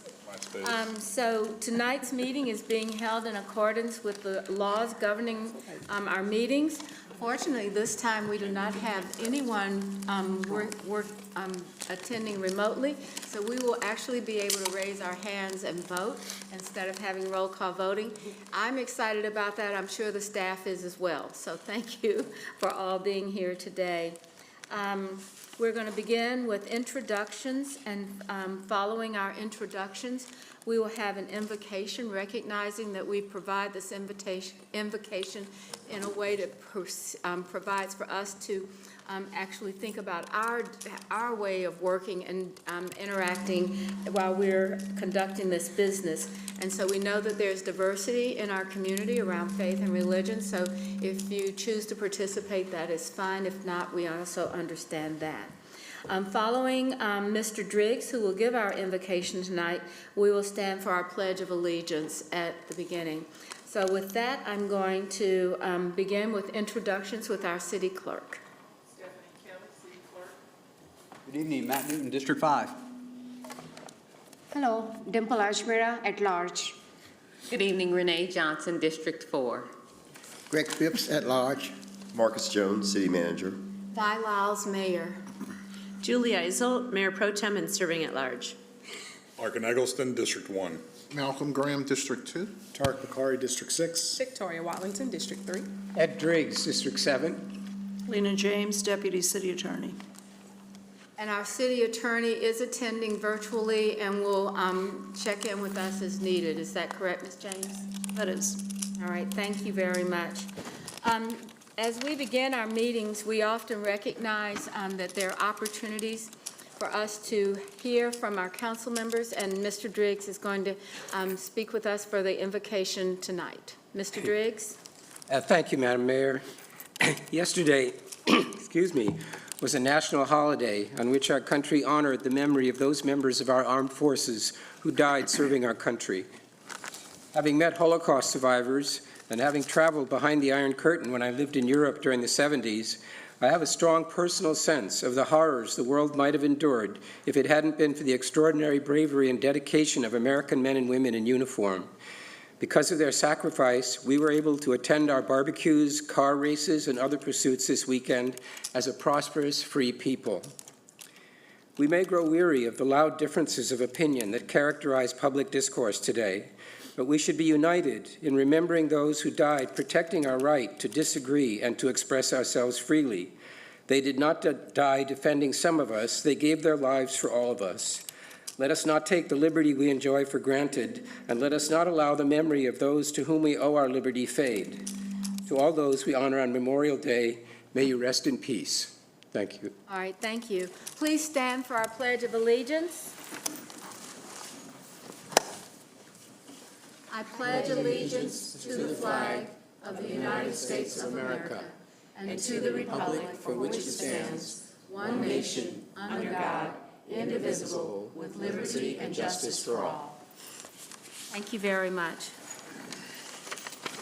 Tonight, we're going to recognize a proclamation, and I've asked the Mayor Pro Tem if she would read the proclamation for this evening.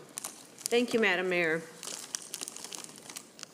Whereas Tourette's syndrome is an inherited neurological disorder that is characterized by involuntary physical and vocal tics that occur many times a day, and whereas Tourette's syndrome is often accompanied by other mental health disorders such as attention deficit and obsessive compulsive disorder, learning disabilities, and anxiety, and whereas Tourette's syndrome and tic disorders affect 1 in 100 children, more than 22,800 school-aged children in the state of North Carolina alone are dealing with Tourette syndrome, and although some of these cases are aided by medication, there is no standard treatment or known cure for the disorder.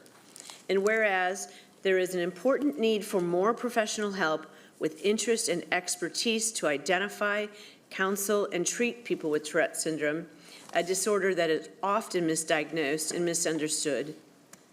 And whereas positive actions to assist children and families living with Tourette syndrome would result from a broadening of public and professional knowledge and acceptance of Tourette syndrome, and whereas the Tourette Association's Greater Carolinas group are actively providing services to families, educating medical professionals, teachers, and law enforcement, and supporting research to better understand the signs and treatments of TS. Now, therefore, I, Vi Alexander Lyles, Mayor of Charlotte, do hereby proclaim June 4th, 2022 as Tourette Syndrome Awareness Day in Charlotte as a special day to promote understanding, compassion, and acceptance for all of our fellow citizens who deserve and need our support to break the stigma that surrounds Tourette syndrome. And we will ask that Mal McGinnis of the Greater Carolinas Tourette Syndrome Support Group come down to accept this recognition.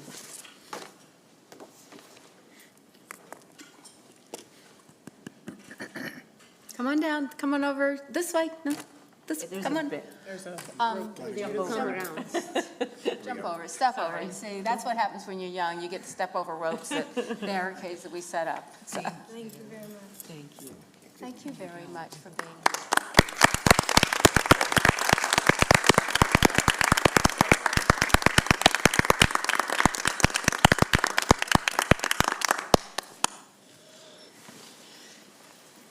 We appreciate the opportunity that you gave us to be able to recognize something that's really important to all of us. Thank you very much. So with that, we will continue on our agenda for tonight. I don't think that the manager has a report tonight, although I do have a feeling that if he were feeling better, maybe we would talk about other things, but, you know, not feeling well. So the next item on our agenda is the item number 8, the fiscal year 2023 operating budget and fiscal years 2023-2027 capital investment plan. The action is to adopt the fiscal year 2023 appropriations and tax levy, the FY 2023 compensation and benefits recommendations, and other items related to the annual budget ordinance. That includes the operating, as I said, the operating appropriations and tax levy ordinance, the 2027 capital investment plan, the 2023 general solid waste fee, the 2023 stormwater services fee, the 2023 transit operating budget, the transit debt service budget, and the transit investment plan that was approved by the Metropolitan Transit Commission on April the 27th of this year, and to approve the Charlotte water rates and compensation and benefits and associated human services contracts. In addition to that, we will have the American Rescue Plan Act funding and other budget items. I would note, and I think I'm going to ask Mr. Baker to explain now, we will have one change in the way we adopt the budget ordinance. And before I turn it over to Mr. Driggs, the Budget and Governance Committee Chair, I'm going to recognize Mr. Baker to explain what we will have a change in the way that we approve this ordinance tonight. Thank you, Madam Mayor, members of council. In subsection H, the outside agency and municipal service district contracts, because of changes in the state law, specifically GS 14234.3, that requires council members who serve on boards, nonprofit boards, to recuse themselves from any direct allocations to those boards. We're going to ask that subsection H be handled separately, and we'll walk through specifically the recusals that we need for that particular subsection of budget amendments as we get to subsection H. And I'll walk you through those when we get there. All right, thank you. So I want to recognize Mr. Driggs for his review as the committee chair. Thank you, Madam Mayor. Tonight's budget adoption vote marks the end of an extended process through which Council decides on its spending plan for the coming year. The first step in that process is that in the course of the year, Council provides input to the manager and staff on our priorities through our ongoing committee process, Council vote, and budget workshops. Based on that input, the manager prepares a draft budget circulated to Council on May 2nd. We held a public hearing on May 9th to hear from the community and get their reaction to the provisions of the budget. We had a budget adjustments meeting on May 11th at which individual council members proposed amendments to the budget and votes were taken to determine which ones to move forward. 2 weeks later, we had a straw vote meeting on May 25th to consider which of the changes brought forward on May 11th should be incorporated into the budget. Tonight, we will vote to lock in the budget and authorize the manager to proceed with printing and circulating the final document. In brief, the changes from the straw vote session were increased Planning Commission stipend $42,000, enhance Housing and Neighborhood Services Community Engagement Program $50,000, provide support for workforce development initiatives, home-based daycare centers $75,000, provide funds for Charlotte-Mecklenburg Historic Landmark Commission $84,354, increase Trees Charlotte funding $100,000, Planning, Design, and Development Resources, $78,902. Those were all increases. They were funded by reducing the undesignated fund balance by $201,467 and through the elimination of inflationary maintenance increases by $228,789. During our budget adjustments and straw votes meeting, I think we all expressed our appreciation of the work done by the manager and budget staff and the merits of the budget as offered. I will highlight a few notable features. It is structurally balanced, not relying on reserves to cover expenses. It's responsive to council priorities such as Safe Charlotte, Vision Zero, CAP, mobility, corridors of opportunity, other infrastructure. It does not increase the property tax, which stays constant at 34.81 cents per $100. It does not increase transit fares. It raises water, sewer, and stormwater fees by about 3.5%, excluding stormwater fees for multifamily and commercial properties, which are unchanged. It increases employee compensation to mitigate the impact of inflation, and it continues to invest $50 million in biannual bond funds in affordable housing. There are many other provisions to the budget, but those are some highlights.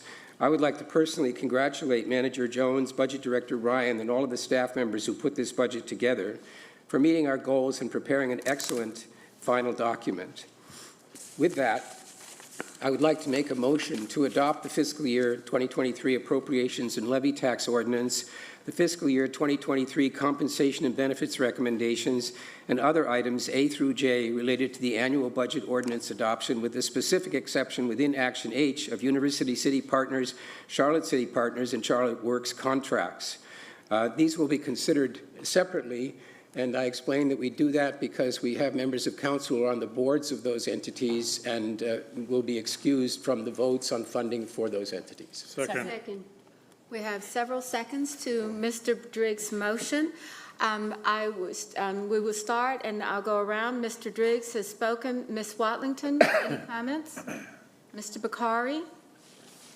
Yeah, I'd just also like to say congratulations to the manager and the budget staff. This was a little bit of a tough one for me because this is a very good budget. It does a lot of great things, but there were two things in particular that I had to weigh in my voting and how I would proceed that are very big problems for me. I've decided that I will support this budget, but I do want to make note that this will be the last time that I can look past this in a budget cycle. One of them is around our affordable housing spend. I think it's critical, but I've said multiple times for the last several months and years that if we keep only doing record-breaking dollar amounts in bonds for affordable housing and don't get absolutely innovative and creative on all the other fronts that are actually going to make a difference, we will not make a dent in this problem. And we continue to do that, and it's easier for us to go through a bond than it is to do that work and figure that out. I know we've got meetings in the future to do that, and I'll just say I really hope we pull that off. And then number two, we have a CATS organization that, from a senior leadership perspective, is in fairly bad shape. And there's a lot of great employees in that organization. I don't want them to feel any kind of negative vibe from this, but we've got to solve it. It's been issue after issue after issue, audits that have been brought to our attention, driver safety, and it's a large investment in our budget that we're about to approve. And it's so critical that we get that right. So, like I said, I'm going to support this budget. I think there's a lot of really great things in it, but those two things are important enough where I think I definitely could have been a no from a principled perspective, but I think it would be a better show to be supportive tonight and just make the note that this is the last year that those two items can continue on like that. Otherwise, congratulations. Mr. Graham. Good budget, congratulations, and look forward to supporting it. Mr. Eggleston. Similarly, kudos to the manager and to the entire budget team for building a budget that I think reflects the priorities the council has set forward. It is responsive and takes good care of the people who live in our city, as well as the people who work for the city of Charlotte and help make this such a great place to live. So well done, Mr. Jones. Thank you. Mr. Newton. Well, I wanted to thank the city manager as well as budget staff for all your hard work on this. A balanced budget that includes no proposed tax increase, no city staff will be furloughed or laid off. Really remarkable. Kudos to all of you. Kudos to all of the city council as well for really productive conversations over the past month, leading to a number of very productive adjustments that Councilmember Driggs had alluded to a moment ago. It bears noting that we are supporting our strategic energy action plan in this budget. We have an allocation, third consecutive allocation of $50 million to create and preserve affordable housing. We are more than tripling our 2020 bond funding for the sidewalk program and investing $10 million, an additional $10 million into our corridors of opportunity. This is a fantastic budget. I look forward to voting in favor of it. Ms. Ajmira. Thank you, Madam Mayor. Just like my colleagues, I would also like to congratulate our manager and our incredible budget team that we have. Thank you, Mr. Bergman. Probably over the last few months, I've called you multiple times and you're always available. Thank you for just the great staff that we have. I'm very grateful. Also, as my colleague said, that budget reflects our values and the issues that we truly care about: affordable housing, public safety, infrastructure, and jobs and economic development. Certainly, we have had multiple fatalities over past several years resulting from lack of sidewalks. So it's great to see that we have more than tripled our investment into our sidewalks and also addressing many issues that our CATS employee, our water and solid waste employees have raised, especially around minimum hourly wage. So we are taking an important step, but I hope that we do not stop here and go even higher in our next year's budget. So to all our city employees, if you work for the city, you should be able to live in the city. And I hope that this budget sends out that strong message that we value our employees. I'm very proud of the investments that we are making in our CAP, especially our electric fire truck. I can't wait to ride in one of those. And investments in our electrifying our fleet and our buildings. So, and all of this without any property tax increase. Yes, without any property tax increase. And I think we all should be proud of that. So thank you for the job well done. And Ryan, thank you so much. All right. Ms. Johnson. Thank you, Mayor. Thank you, Mr. Jones and Mr. Bergman and the entire budget team and city staff. This is some of the most important work that we do, and it's an honor to be stewards of the public dollars. So I look forward to supporting, and again, thank you for your hard work. Mr. Phipps. Yes, I think this is a very responsive budget on all fronts, and I look forward to supporting it tonight. All right. Mayor Pro Tem. Thank you, Madam Mayor. I too want to thank Mr. Bergman and the budget staff, all the hardworking employees of the city that fed information into the budget department, and to Mr. Jones for all the hard work. And as you can hear, my colleagues have mentioned different pieces of the budget. We all have things that are important to us, and I think it just speaks to the fact that we're a big city with a lot of priorities and a lot of people that come to us with things that are very, very important to them. And while we can't always do as much as everybody wants in one particular area, this budget does a great job of really touching on our top priorities and addressing those. So thank you for that hard work, and I too look forward to supporting this budget tonight. All right, Mr. Jones, would you like to say anything? No, I just would, On that note. well, it's very important. Could I just have the guy stand? Yes, please. So all the team Charlotte that's in the building tonight, can you stand up? Everybody. You too, Mackie.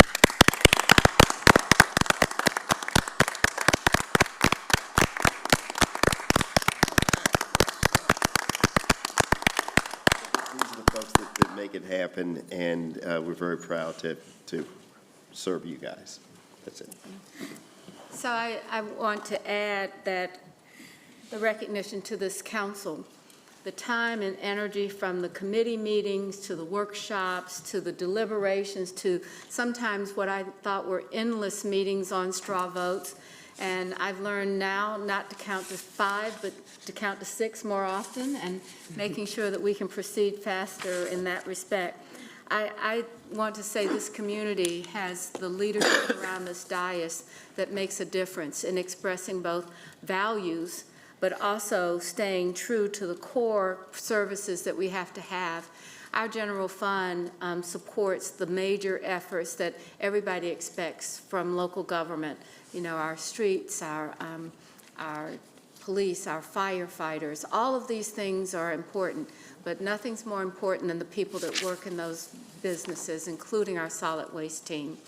And to do this after 2 years of COVID, I just want to say and express, I think everyone around this dais would say thank you for hanging in there with us. We hope that we have created an atmosphere where you're proud to work in this organization, and that we're certainly proud to have you work in this organization. That goes for every employee that we have. As a former budget director, I can tell you I couldn't do what Ryan does now. It would be almost impossible to think that far ahead, to calculate what's coming, the training that takes for financial success in a community like this. Our CFO, Teresa, thank you very much for being a part of this. The whole team, it makes a huge difference. We, as a community, we are actually looked at as one of the best managed governments in this country at a municipal level. And I take great pride in saying that. And I think it starts with the people around this dais, and it ends with the people that serve us every day. And this budget, as a footprint for our next year, is one that I hope we'll all be proud of and be able to point to the successes that we're taking and having in the future. So, Mr. Jones, I think we have a motion on the floor. We have a second. All in favor, please raise your hands. Hand. I believe the vote is unanimous, and thank you very much.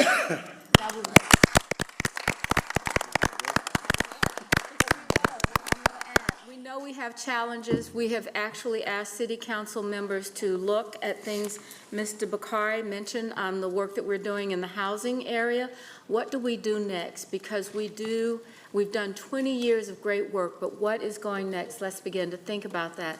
How do we think about economic development when we are talking about the jobs that we are preparing people for? And how do we connect job training? When I go out and talk about what's going on in the Innovation District, and we talk about 10,000 jobs and 5,000 requiring 2-year degrees, how are we going to make that possible, and how do we make sure that everyone has a quality of life that they choose to have? And so with that, knowing there are challenges ahead, we are looking forward to another great year, Mr. Jones, and a lot of success. So thanks, everyone, for the work that you've done, and thank you particularly to this team that holds us together in a great way. So thank you. The next item on our agenda is Section H. We have 3 other Oh, budgets. that's right. We have to vote on 3 other things. Thanks for reminding me. That's why I can't count very well. All right, so we need to take a motion. Mr. Baker, do you want to say what the motion should be We need to Yes, sir. recuse some people. Let's start in the order, beginning with university, following the order that you have on the agenda. Okay, so what's on the agenda, as you just go down, is Charlotte Center City Partners. It's my understanding that Councilmember Graham is a board member, and as such, he would need to be recused from voting, so we can take that vote with Councilmember Graham being recused from voting in that matter. Do I have a motion to recuse Councilmember Graham from the voting on the Center City Partners? We have a motion and a second. Any discussion? All in favor, raise your hands. All right, that motion passes. Motion to approve the Center City Partners allocation. Second. We have a motion and a second to approve the Center City Partners allocation. Any discussion? All in favor, raise your hands. All right, that motion is unanimous with Mr. Graham being recused. Mr. Baker, who's next? And the next one, just going down the list, is University City Partners. Council Member Johnson is a board member, and she would need to be recused. Motion to recuse Councilmember Johnson. Second. Motion and a second. Any discussion? Hearing none. All in favor, please raise your hand. That is unanimous with the exception of Ms. Johnson. Motion to approve the University City Partners allocation. Second. We have a motion and a second. Any discussion? Hearing none. All in favor of the approval of that contract? Everyone with the exception of Ms. Johnson. Thank you. And the final one tonight is the Charlotte Works allocation. That is actually a federal task, but given the fact that this is a new statute, I'm not 100% sure, and I'm just out of a sense of caution. I would ask that Council Members Newton and Watlington be recused from voting on that matter. Motion to recuse Councilmembers Newton and Watlington. Second. Any discussion? Hearing none. All in favor, please raise your hands. That is unanimous with the exception of 2 council members. Motion to approve the Charlotte Works allocation. Second. We have a motion and a second. Hearing any discussion? Hearing none. All in favor, raise your hand. I thought you were going to ask a question, Ms. Ashmira. No, I was not. Okay, all I'm right. just keeping my hands raised. So thank you. We've now taken care of the fiscal year 2023 appropriations and tax levy and budget decisions. So the next item on our agenda is item number 9.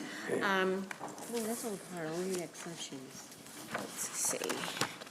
First is the action to adopt a resolution authorizing conveyance of options to purchase certain portions of real property, private development parcels pursuant to a master development agreement to C4 Development LLC. The private development parcels are located along Central Avenue between North Sharon Avenue and Willora Lake and comprise approximately 57.5 acres of a 77.9 acre site. It is identified commonly known as Eastland Mall. And so, and then authorize the city manager to negotiate and execute all of the documents necessary for the conveyance of this. I am sure that everyone recognizes this is the opportunity that we have for redevelopment of Eastland Mall. So with that, do I have a motion? So moved, Madam Mayor. Second. All right. I think Mr. Newton has been waiting on that for 2 or 3 years now. So, and here we are. We have a motion and a second. Is there any discussion? Yes. All right, Ms. Ajmira. Okay. This is one step closer to Eastland being redeveloped. I know this is going to be a catalyst for not just for the east side, but for our entire region. It's going to bring jobs and opportunities, an area that's been left undeveloped for a decade. I know that neighborhood leaders are excited. I've gotten calls about what's going to happen next. So here we go. This is one step further, and I appreciate neighborhood leaders' patience. They have waited, they have attended so many community meetings and have not given up. So I appreciate all the work they have put in, and also I'd like to recognize Tim Sidema here with Crossland, who have continued to engage our community throughout this process. And I can't wait for us to do the ribbon cutting. So hopefully that will come soon, but I'm just really excited about this next step here. All right. Any further comment? Mr. Driggs? I just wanted to say briefly, having been through 8 years of our struggle with Eastland, including the early years of futility, I really appreciate that we have arrived at this outcome, which I think will be a major driver for that part of Charlotte. and particularly want to express my appreciation for Crosland Southeast, Mr. Sidema. We had poked away at a couple of solutions at this thing ineffectively, and you have partnered with us and given us a way forward. So just want to say I appreciate that and look forward to voting for this. Thank you. All right, Mr. Newton. Thank you, Madam Mayor. I wanted to take a quick moment, thank the entire redevelopment team, including Crosland, our folks with the Economic Development Department, as well as Tepper Sports for all of your hard work in making this possible, or at least how far we've gotten thus far possible. Wanted to thank the City Manager's Office for all of your hard work on this.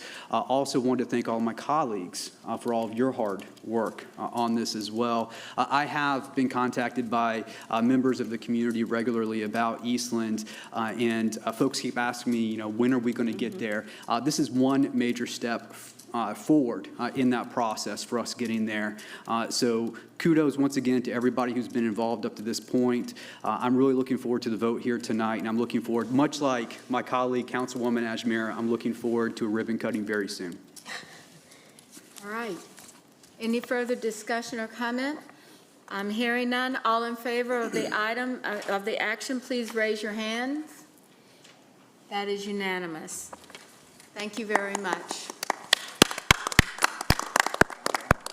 All right, the next item is item number 10, to adopt resolutions authorizing staff to proceed with the necessary actions to conduct a general obligation bond referendum on November 8th of 2022. Motion to adopt. Second. We have a motion and a second. Any discussion? Hearing no discussion, all in favor, please raise your hand to say aye. Aye. All right, that is unanimous. Item 11, this is a municipal agreement for pedestrian hybrid beacon signal installation and bus shelter relocation at Monroe and Ashmore Drive. This is a resolution authorizing the manager to execute this municipal agreement with NCDOT for $110,000 and adopt a budget ordinance appropriating same amount from the NCDOT for the installation of the projects as I noted earlier. Motion to adopt. I have a motion and a second. Is there any discussion? Hearing no discussion. Oh, Ms. Johnson? Well, Yes. it's kind of related. So there was $100,000. Marcus, if you could get some information about this, there was $100,000 that was donated by a developer or contributed by a developer for Sugar Creek for some type of traffic mitigation or beacon installation. Can you follow up on that? So, thank you. I'll be supporting this. All right. If everyone's prepared to vote and then further comment, please raise your hand if you're supporting the recommendation. All right, that's unanimous. All right, the next item is. I did not see Ms. Isel's hand. Ms. Isel? I didn't. Oh, okay. It's just shorter than the rest of us. Thank you very much.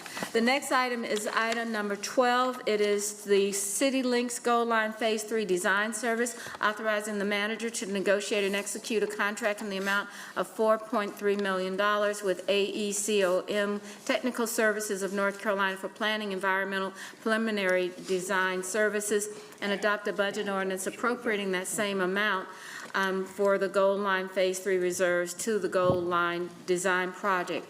Earlier today, as we were reviewing the agenda, I asked Mr. Lewis to come down and present because I think what we have as an explanation is pretty pedestrian, just straightforward, and not as clear as what the MTC had and some of the things that they talked about. So I've asked Mr. Lewis to actually explain in terms of what is a refresh mean and why are we doing it? Mr. Lewis, I'm going to ask you to address the council for this authorization. Thank you, Mayor Lyles. John Lewis, Executive Director of the Charlotte Area Transit System. The item before you tonight would authorize the city manager to execute a $4.3 million contract with the AECOM to update the 30% design plans for Phase 3 of the City Links Gold Line. As you know, Phase 1 of the project opened in the summer of 2015, and just last August, Phase 2 opened for revenue service. Phase 3 would extend the project eastwards along Central Avenue to Eastland Mall and westward along Beatty's Ford to Rosa Parks Center. It's important to note that the initial early design work for the Gold Line was completed in 2008. and the corridor has seen extensive growth and development since then that requires us to refresh the initial design and operating plans. During this update or refresh, we will take the opportunity to apply lessons learned from the first 2 phases of the project to enhance the design of the 3rd phase, specifically improving travel time and reliability of the service. Expanding the corridor to over 10 miles with the addition of Phase 3 will change the operating characteristics of the project from an urban circulator to more of a rapid transit mode. And we need to evaluate options like dedicated lanes for transit operations, traffic signal priority or preemption, and queue jumpers where appropriate. This study will also update cost projections for the project at 30% design. Since 2018, CATS has worked feverishly to get as many projects authorized in the 2030 Rail System Plan ready to compete for historic levels in federal funding that was established in the Federal Infrastructure Investment and Jobs Act. With that goal in mind, I ask for approval of this item tonight. And with that, Mayor Lyles, if there are any questions, I'd be happy to address them. All right. We'll start with questions. You want a motion first? Oh, that's true. Thank you, Mr. Motion to authorize and adopt. Second. We have a motion and a second. Now for discussion, we'll start with Mayor Pro Tem. Thank you, Madam Mayor. Thank you, Mr. Lewis. I do have a couple questions. I'll be honest, when I first read the text of it, I was a little bit taken back by it, thinking that it was just going to move ahead with the same type of design and the same type of project that we have now in the existing Gold Line. And to your point, was it Phase 1 started in 2008, the design, or was that Phase? The entire design of the entire corridor started in 2008, but we moved in phases, construction and final design and construction. Okay. And Phase 1 opened in summer of 2015. So to that point, a lot of time goes by, 17 years, between the design and the execution and the operation. And so I think that in that time, I mean, we talk about right now how fast mobility is changing. And so I'd like to know, as part of this process, will we be considering not doing a streetcar, doing something else, given the change in mobility and the change in passenger habits? Lessons learned, what are those lessons? I hope that that's going to be part of the discussion, because whereas a lot of this gets hammered out and approved in the MTC, most of the MTC members don't live in Charlotte and didn't live through this construction project. So I'm not going to be here, but I hope my colleagues who stay on council are going to pay really close attention to that, to when, the design results come out, whenever, whoever is on council at that point. Alternatives, bus rapid transit, is it a foregone conclusion that the only option is a streetcar? And I know, this 3rd phase is west side, east side, but there's a lot of different considerations between the east side and the west side. It might work, a streetcar might be more appropriate for the west side and not so for the east side. I don't know, but I would feel better about approving this request tonight, knowing that all of these things are going to be covered and considered in a very transparent process going forward, including lessons learned. My first question was this AECOM, the technical design company? Design and engineering firm. Were they part of Phase 1 and Phase 2? I'll have to get that back to you Okay. on that. Because if they were, I'd like to know. Well, I think my point is made clear. So with that, I'll leave it at that, but I hope that it's going to be a very transparent process throughout this design process. Thank you. Sure. I have Mr. Eggleston. Thank you, Mayor. I will support this tonight because I think that there's going to be a big decision on the Gold Line that a future council is going to have to make, and I think it needs more information informing it than we currently have. I've said in our committee meetings that I would not want to see the Gold Line move forward if we didn't have dedicated right-of-way, because I don't think it'll be successful. We've had issues with not only the construction of both Phase 1 and Phase 2 of this project, but we've had issues with the operation of this project even once the construction headaches have ended and service has begun. So everyone in the city is well aware of the challenges that we've faced at all points in time in the process of this last, as I guess you said, 14 years or so that we've been talking about the Gold Line. That doesn't mean that we throw in the towel on the project, but it certainly doesn't mean that we blindly move forward and just say, come hell or high water, we're building Phase 3 the way we thought we were going to build it 10 or 15 years ago. I think this allocation and authorization of $4 million, it's still a sizable amount of money, but I think that if it informs the decision that a future council will make on whether to move forward with Phase 3, and if they do move forward on Phase 3, how to move forward and what that looks like, I think this is an investment we've got to make so that a better, more informed decision can be made later on the entire project. So that's why I will support it despite some of my frustrations with the project overall. Thank you, Mr. Eggleston. I have Ms. Ajmira. Yes, thank you, Madam Mayor. So I agree with my colleagues, Mayor Pro Tem and Mr. Eggleston. My concerns, in addition to points that they have raised, my concerns are also around reliability. I have taken streetcar a few times, especially during Charlotte Shout Festival, and we had seen extensive delays. Well, I know some of those issues are because of the labor shortage, and I hope that with the budget approval, we will address some of that. But also, there are some issues that are not just because of the labor shortage, it's just cars that are blocking, or the one lane that is blocking a streetcar from moving forward. And I've seen that as I have taken rides using streetcar. So how do you plan to address that reliability issues so that folks are not really waiting for 20 minutes? Because there are times it's just faster to walk or ride a bike than to take a streetcar, and it should not be that way. Ms. Ajmir, I think your comments are exactly on point. Number one, particularly towards the end, when you're saying sometimes it is faster to walk or take a bike in those areas. So streetcars, particularly urban circulators, are designed to compete with those people who are walking or riding scooters or bicycles in the urban core. If you compare the current Phase 1 and Phase 2 of the Gold Line to the Blue Line, on the Blue Line, we have 17 stations and almost 19 miles of track. Our stations are about 1 mile to 2 miles apart, which enable us to operate at pretty high speeds for the majority of the corridor. In the Gold Line, we have 19 stations in less than 4 miles. Stations are about a block or two apart in some areas. And so the design of the service is to meet a very different type of clientele. Those people who are walking in and around uptown, who are going just a couple of blocks and have the opportunity to utilize that. When you expand to 10 miles, you really need rapid transit.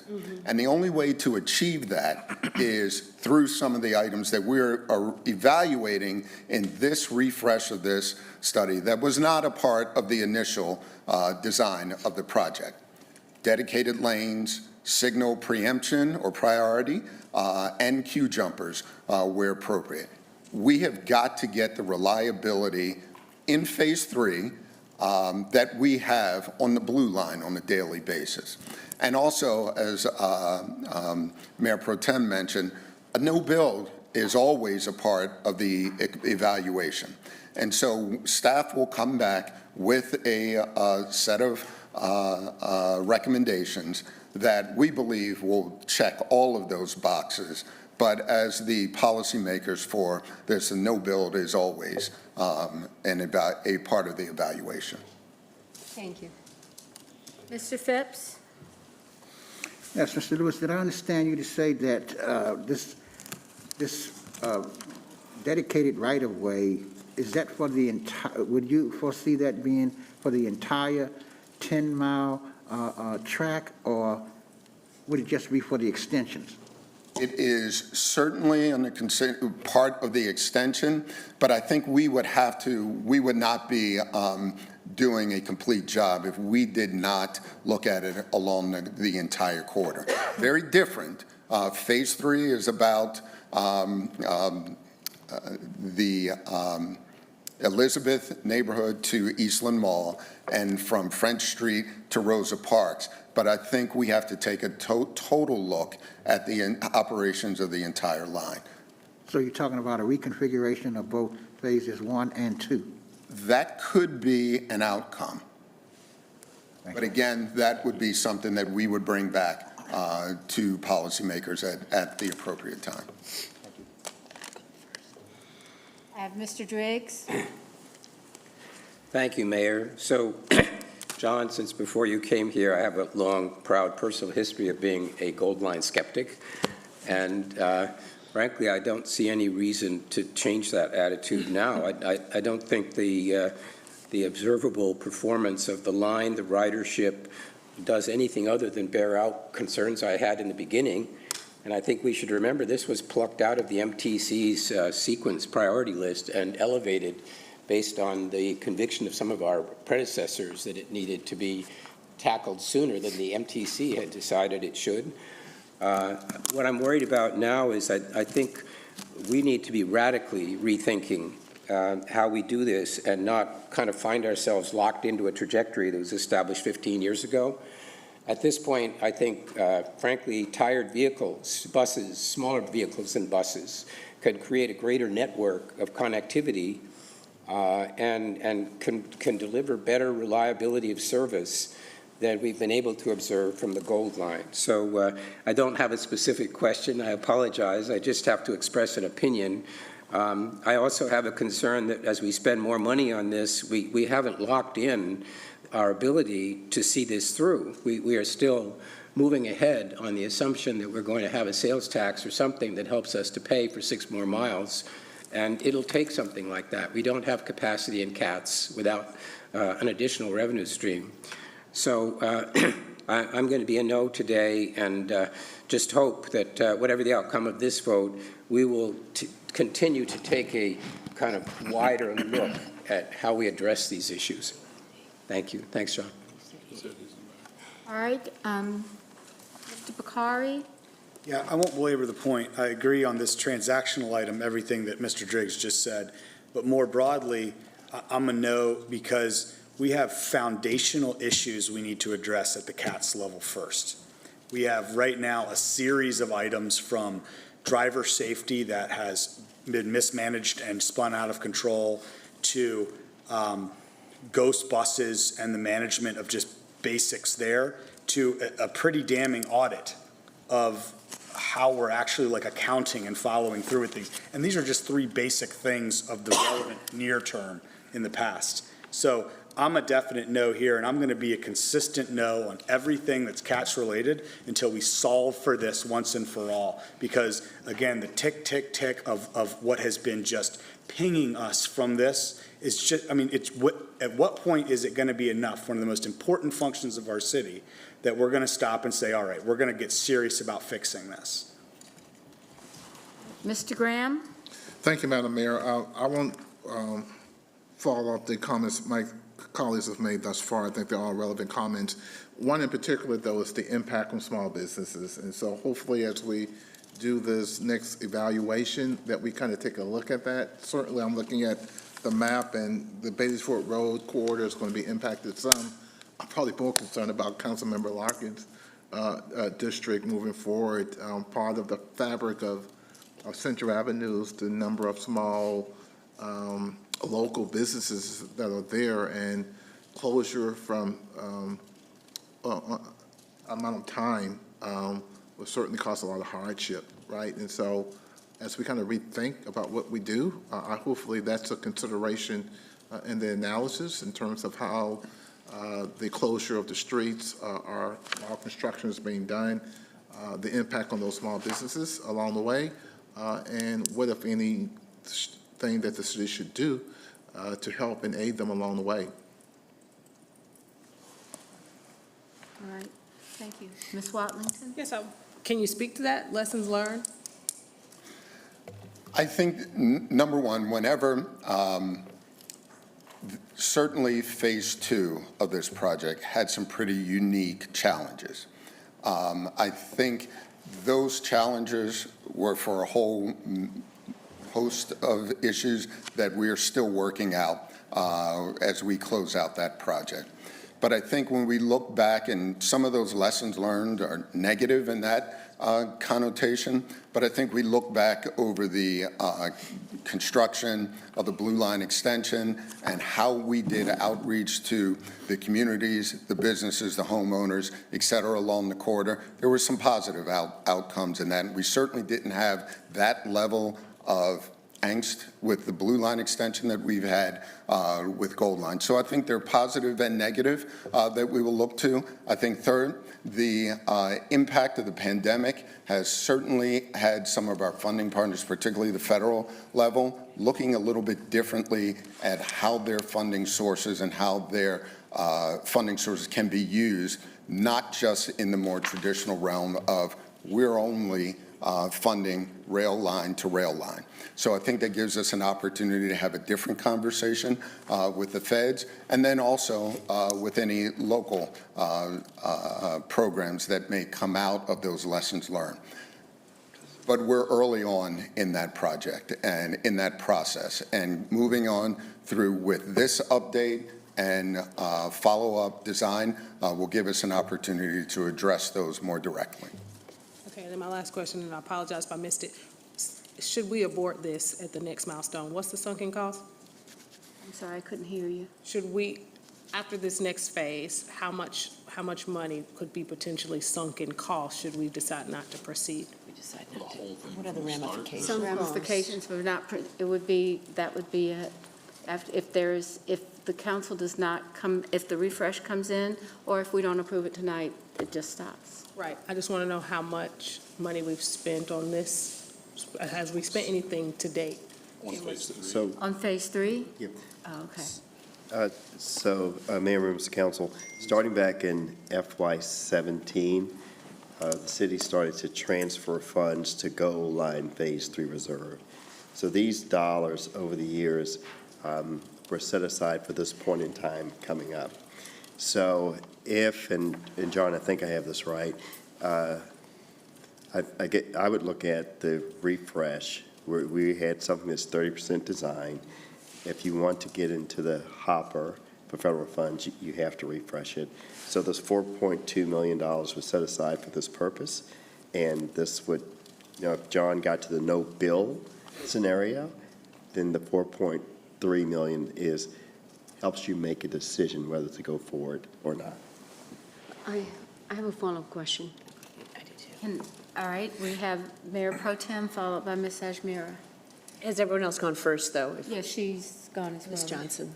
I just raised my hand. I was going just to wait raised till her hand. after. I didn't was know. going to wait. They can- Ms. Johnson, no, go ahead. Ms. Johnson? Thank you. Mr. Jones, can you also follow up on what Councilmember Bakari spoke to? I mean, we're hearing this. Help us differentiate differentiate or justify the $4.2 million. We throw around these numbers like that they're minimal, but so much money, for public good, and we all know that. But there are issues with CATS right now, especially from a public perception. So help us, for those of us that are on the fence right now. Sure. So I guess the way that I would approach it is that you had Phase 1 and Phase 2. And John, I apologize. I think we all agree that we had our problems with Phase 1 and Phase 2. You set aside funds for eventually to design a Phase 3, and these funds are here.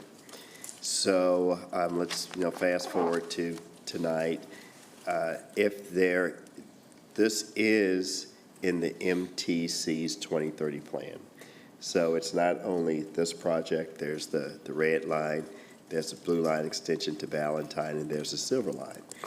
This is just one of those projects that are in. There's money set aside to do this design. And if you don't know what you don't know, I know that's not English,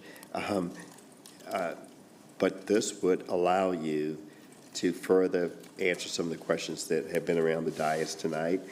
And I remember one of my most intense conversations with Councilmember Newton was when we were testing this bus pilot lane. So even that leads up to this conversation tonight, is whether or not you'd like to get this refreshed to see whether or not you would like to move forward with the goal line Phase 3 in some form or another.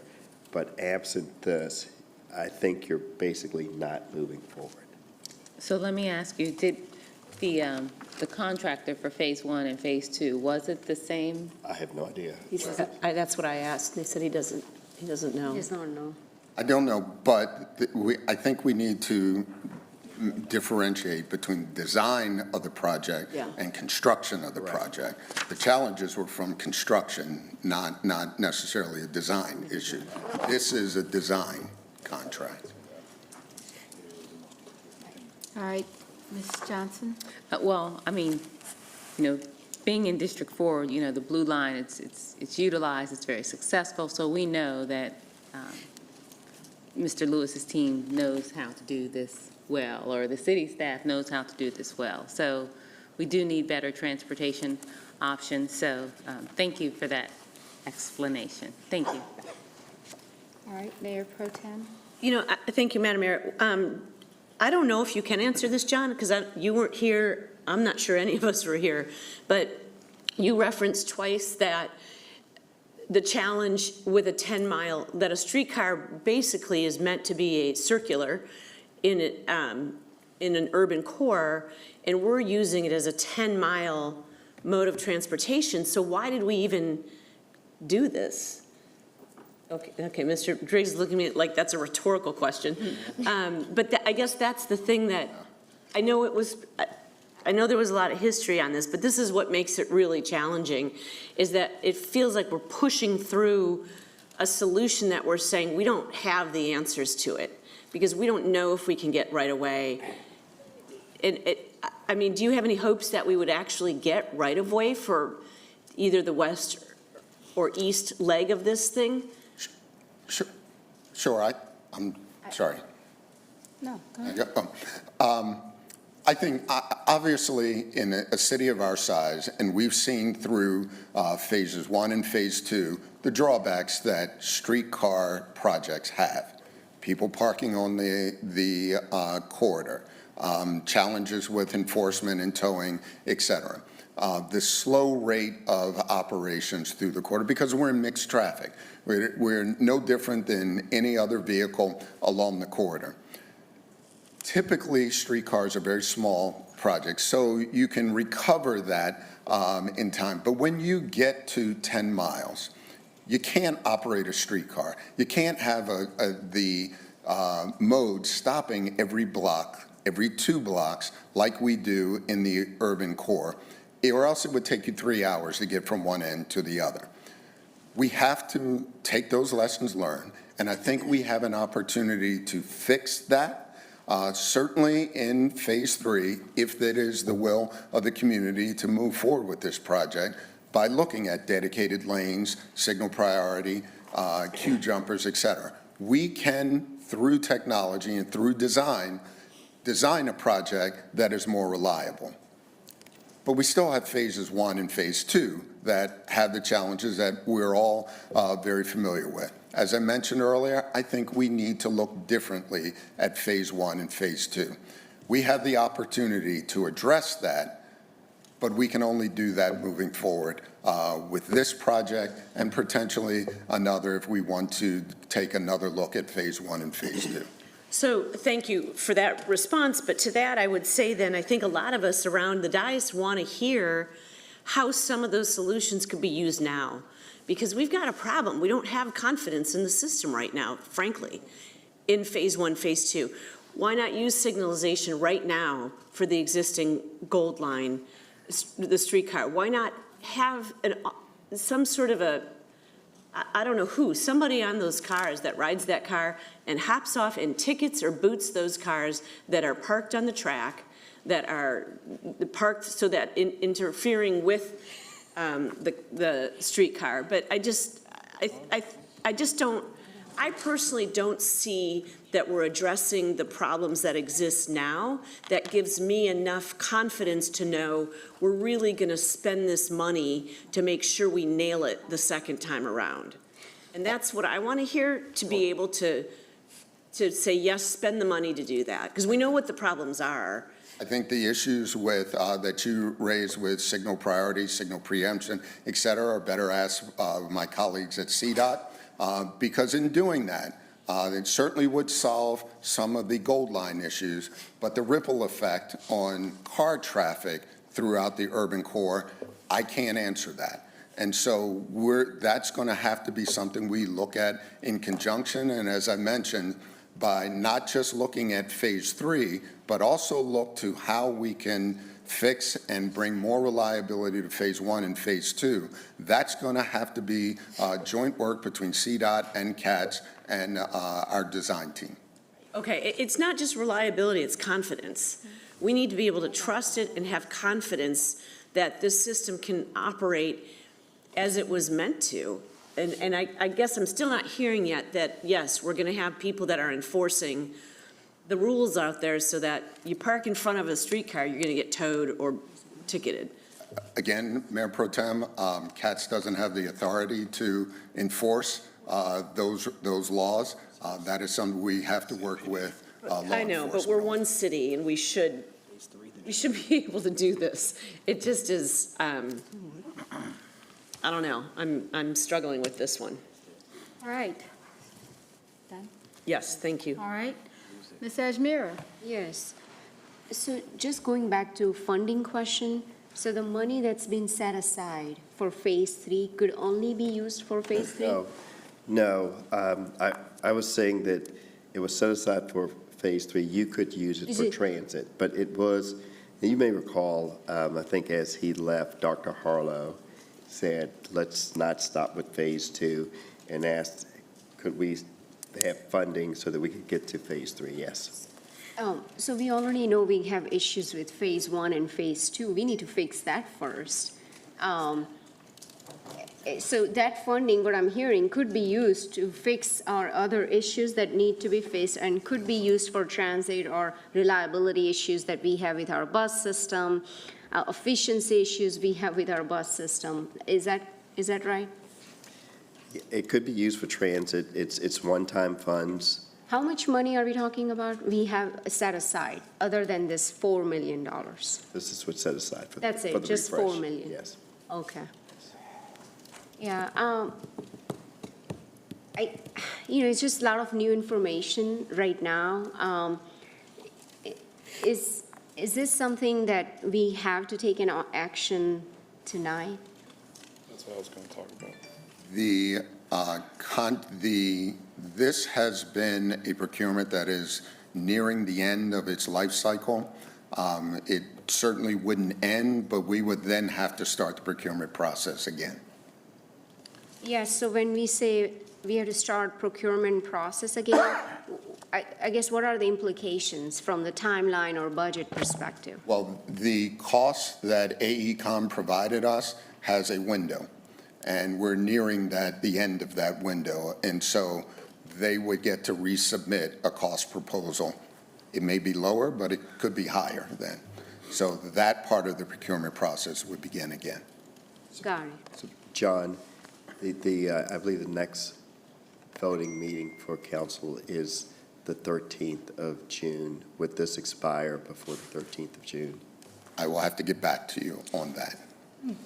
I'm looking to staff. I'm sorry, staff says that we could extend it to the 13th. It would not put it through that window. So I would like additional time, if we can, so that way at least I have enough time to have one-on-one with you. And really, we just need to address the concerns that we have with our current system. Yeah. And there are just too many of them. And you heard that from my colleagues. That's all. Thank you. All right. Mr. Eggleston? So Ms. Ajmira and I are on the same wavelength here. Mr. Jones kind of said it, but I'll say it more plainly. If we vote this down, we're essentially saying the Gold Line is done. or phase 3 of the Gold Line is done, we wouldn't necessarily cease operations of what exists. I hope we're not, a majority of us are not at that point yet tonight, that we would, kind of without a whole lot of further discussion, essentially kill the future phase of the Gold Line. I'm not at that point yet, despite all of my reservations about the Gold Line. This is about making sure that when it's time to make that decision, we have as much information as possible. But I do think, and you said you could accommodate the 13th, can anybody actually say when this bid is valid through?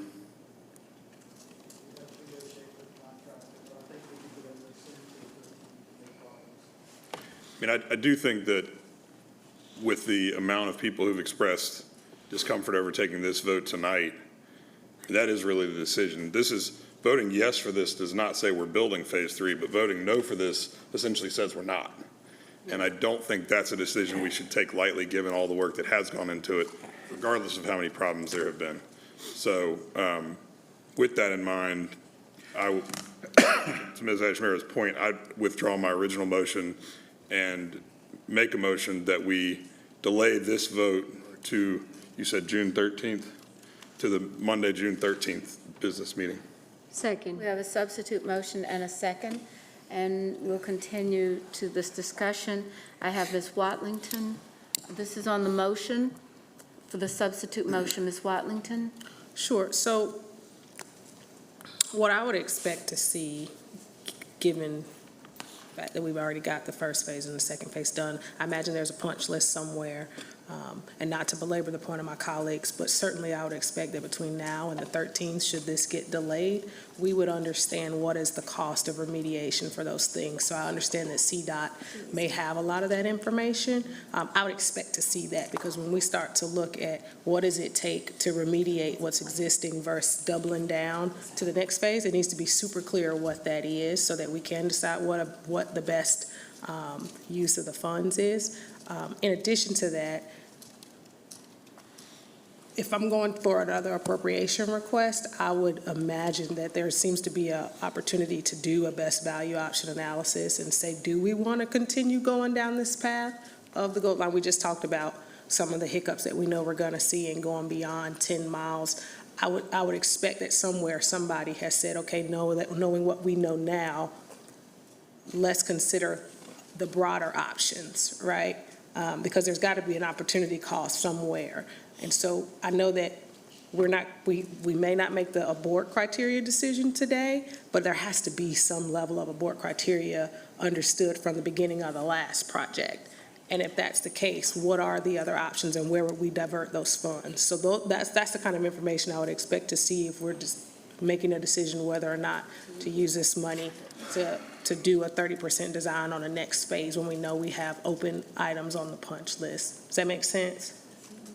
Yes, I think so, and I'd love to sit down with you one-on-one just to make sure, because I think in terms of, getting with CDOT and understanding the impact that signal priorities, signal preemption, potentially dedicated lanes on phases 1 and 2 would have to the rest of their street network, very clear. In terms of the go, no-go version, we'd have to look back, because the entire project was to take in the 30% design. There was a value proposition that was determined then when we moved forward. If we're changing that, I have to make sure that that doesn't change the entire project. And so I need to do some more work on that. Right, and it may, and that would be the point of the circling back and saying, now that we've got new information, how does this update the value prop? Is it still compelling? So I think that's an important step to take as we embark on this 30% design, because if we choose to go forward with it, then we'll just be making this decision again at the next milestone. Sure. But that's also a discussion we have to have with our federal partners on that, who bought into a set of value propositions at the beginning. Yep. I have Mr. Phipps, followed by Ms. Johnson. Oh, I'm sorry, Mr. Graham, followed by Mr. Phipps, then followed by Ms. Johnson. Thank you, Madam Mayor. I clearly understand the unreadiness that I'm hearing around the dais, and for good reason. And my focus is on the goal line itself, right? That's the focus today. And I just want to remind the council that there were some public commitments that were made by a previous council about these lines and how far they would go. Now, we aren't bound by those decisions, but I think as we begin to think about the future of this goal line, that certainly there were promises made to residents on the west side about if they supported the initial phase 1 and phase 2, that this would be, there was more to come, right? And so I just hope that my colleagues will put that in the back of their mind, that there were public commitments that were made to this line. Now, if the line is ineffective and it doesn't work and it needs to be retooled, then obviously we need to revisit that. But I think going forward with this agenda item, whether it's tonight or on the 13th, makes sense. And then I think we got some tough decisions to have as a community about how we move forward. I think the issue of not the design is a real one, how we design it moving forward, how the current line works today. I think the impact on small business is real, right? It's going to impact, and these aren't national chains, these are local small business owners, many international businesses along Central Avenue and others that if a construction delay were to occur as it did on Hawthorne, will be closed permanently. And that's the character of that community in Central Avenue. So there are some tough decisions that we have to make. But I go back to what I said first. I mean, there were some public commitments that were made from around this dais about what we would do and when we would do it and how we would do it to folks in the west side and east side. And, so it's just not as simple as saying that we won't do it anymore. Well, it is as simple as saying we won't do it anymore. But there'll certainly be a community impact, that's for sure. All right. So Ms. Johnson, followed by Mr. Bakari. Thank you, Oh, Mayor. I'm sorry, did I miss Mr. Phipps? Mr. Phipps, followed by Ms. Johnson, followed by Mr. Bakari. Yeah, similar to the concerns that Mr. Graham just raised, I was wondering, inasmuch as we approved tonight the Eastland plan, I was wondering what would be the impact if we discontinued this Phase 3 on Eastland, inasmuch as, it was introduction of the goal line was central to the Eastland project. So I would be interested in knowing how would that really impact that project on a go-forward basis. So. All right. I don't know that we know that yet. So Ms. Johnson? Thank you, Mayor. I was just wondering, is this something that would be appropriate to go through committee so that a deeper dive could be done?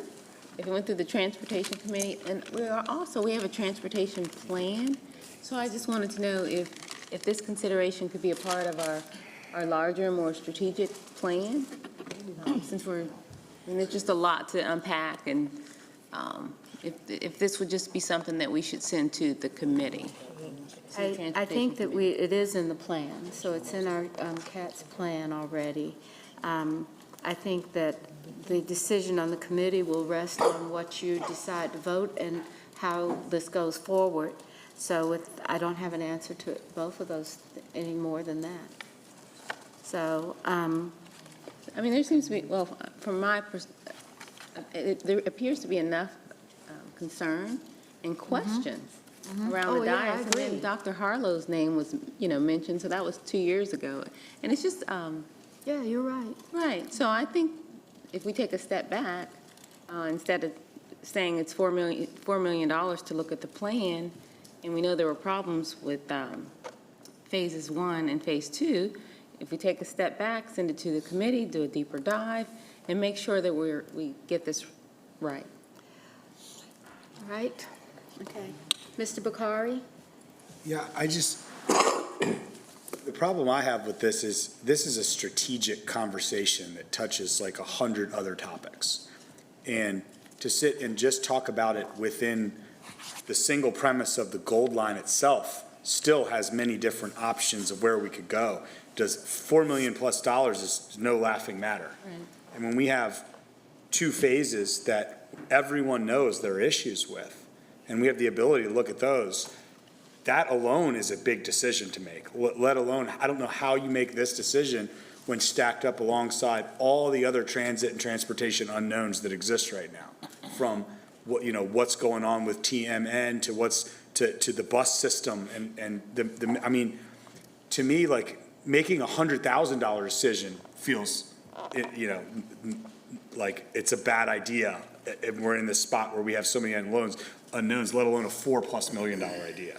So I just don't know, from my perspective, how between now and the 13th, like we can, and this is back to the structural issues that I see going on. Like this is a massive undertaking, and we, at least the folks that I quickly talked to, we walk into this meeting today, we weren't prepped for something like this, to have this kind of major discussion. That's leadership issue right there. So we have to have these conversations. We have to have trust with that. But first of all, I think beyond everything else, we have to know where are we at in the world of transit and transportation, and where does this stack in there? What else could we be doing with this? Because in my opinion, I would be fixing things that we already had right now rather than stacking up multi-million-dollar studies on a shelf that we don't know if we can fund, let alone if they're viable in any way. So it's not all I'm saying right now is it's smart to delay this, but I don't know what you're going to be able to accomplish between now and the 13th for anyone who's looking at the whole picture. Now, if it's just a picture and you're just going to ask the question between phases 1 and 2 and 3, do we fix this or that? Maybe you can get there by then. But I mean, I sure would be fixing what is actually on the roads today than move the ball 5 yards down the field when we need a Hail Mary still to figure out the rest of that play. Okay, we spent a good bit of time. Mr. Newton would like to close us out on this one. I just wanted to quickly mention, I will be supporting the motion because I think it's legitimate questions that we have that need to be answered. Having said that, I just want us all to bear in mind that this project, Phase 3, it serves a bigger purpose, and it constitutes a bigger impact than just transit. Transit in and of itself is very important, particularly on the east and west side, the areas where we have the greatest transit need. But this also serves as an economic catalyst for those areas. It's a job creator for those areas. And at the same time, too, to Council Member Graham's point, this is a matter of trust with the community. There have been promises that have been made in both West and East Charlotte.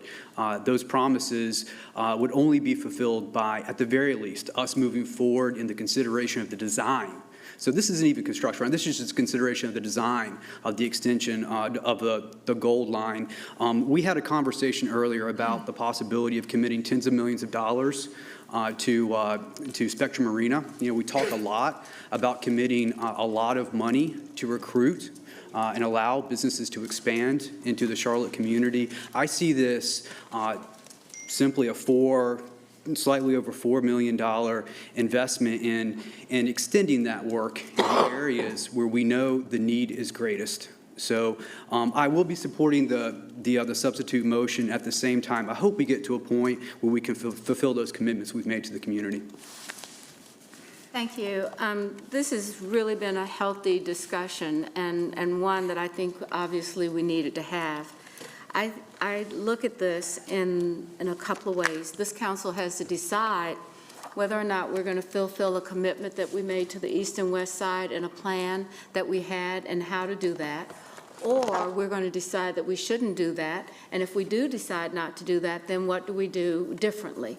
And I think that's good. I think that the idea here, I think the question that I have, if this is about something beyond that, then what is that, and be very specific about it, which, Ms. Johnson, is why I did not commit to sending it to a committee, because I'm not quite sure that I could articulate yet what is the real issue here yet. There are a number of different ideas and opinions around the table, not just about the goal line, but around whether or not how we do what's existing or if this is something and an issue that's different from what we're talking about with actual transit. So my suggestion is that we vote on the substitute motion and that there be at least a conversation with the manager in many of these meetings and things that we have around what is your real question here. You know, some people have been very clear. I never thought that a streetcar was a good idea in the first place. Other of us have had ideas that it was a plan that was difficult at the least to implement, but also understanding that we had laid 2 miles of track in front of this building, and it was going to be actually on Trade Street in front of this building, and it was going to be very hard to pull back from commitments that were made to the east and the west side. So, or if this is something that we're going to just merge into, well, what are we doing now? Immediate problems around the goal line 1 and 2, if that is the issue, then we have to solve that first. But we got to find out what's on first and what are we asking the team to do. And right now, I've heard a number of different ways. At some point, we need to condense this conversation into what do we expect to come back on the 13th. Without that guidance from the council, which I hear very different things, we're going to have to figure out how to get something that gives you the options on the 13th, whether or not you are looking at this as, well, what will the assessment do? Or is this something that we ought to be doing? Or do we change course without the assessment? Or do we actually have other issues that we're dealing with that are more important, that require the attention of this council in a greater way? So we have, once we figure that out, I think we'll be in a better position. Can So I with put a that, we fine have. point on my motion real quick, just to be responsive to what you're saying, which is we need more direction, I think, of where we're headed on the 13th? Because my motion is not intended to say it has to be the 13th, so much as to say let's not do anything rash tonight. But I think the first thing we need to know is how long is that bid valid for? And if it's valid through the end of July, for instance, I think we can buy ourselves more time to have all these conversations and get these questions answered. So Exactly. I'm just not wanting to do anything too knee-jerk tonight. So this can be pushed further than this 13th if need be. If it can be or need be. Right. Can and need. So just, Okay, you heard the motion? Yeah, I Defer seconded and it. can and need, okay? And then I have a question for the manager, I'm sorry. So, and I think this goes back to the pilot lanes on Central Avenue. It kind of feels the same. There are some departments, like the ED department, where we get multiple briefings on these types of issues, big projects that are coming before us. But then some departments where we don't. So I think this is one of the items that we might, as councils, might have had small groups to talk about it some more, to be able to answer these diverse questions. So that might have avoided this in the future. And maybe that's an opportunity for you that you can answer some of the questions, because there are diverse concerns and diverse questions. If we can have those small groups between now and the 13th, then maybe we can all get some information and be comfortable with the project. I don't disagree with you, but I do want to talk a little bit about the timeline. So this did go to TAP. There was a discussion at TAP. Then it was a discussion at the MTC, and then it was tonight. So I didn't think that there was this big of a problem. We never would have brought it to you tonight if we thought it was this big of a problem.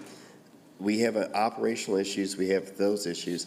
This was simply, there is one of multiple lines that are part of the 2030 transit plan, not the TMN, but just the 2030 transit plan.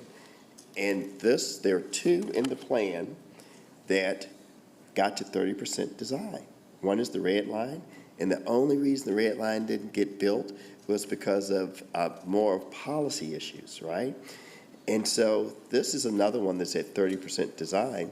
So what was occurring is that because there's a funding source for this one within the city, I think somebody to my left mentioned earlier that the city, Mr. Driggs mentioned that the city took this from the lower priority at the MTC, moved it up and paid for it, right?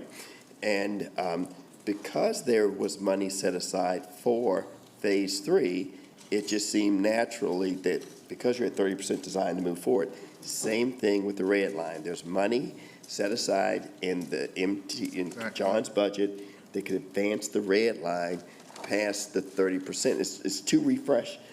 So that was it.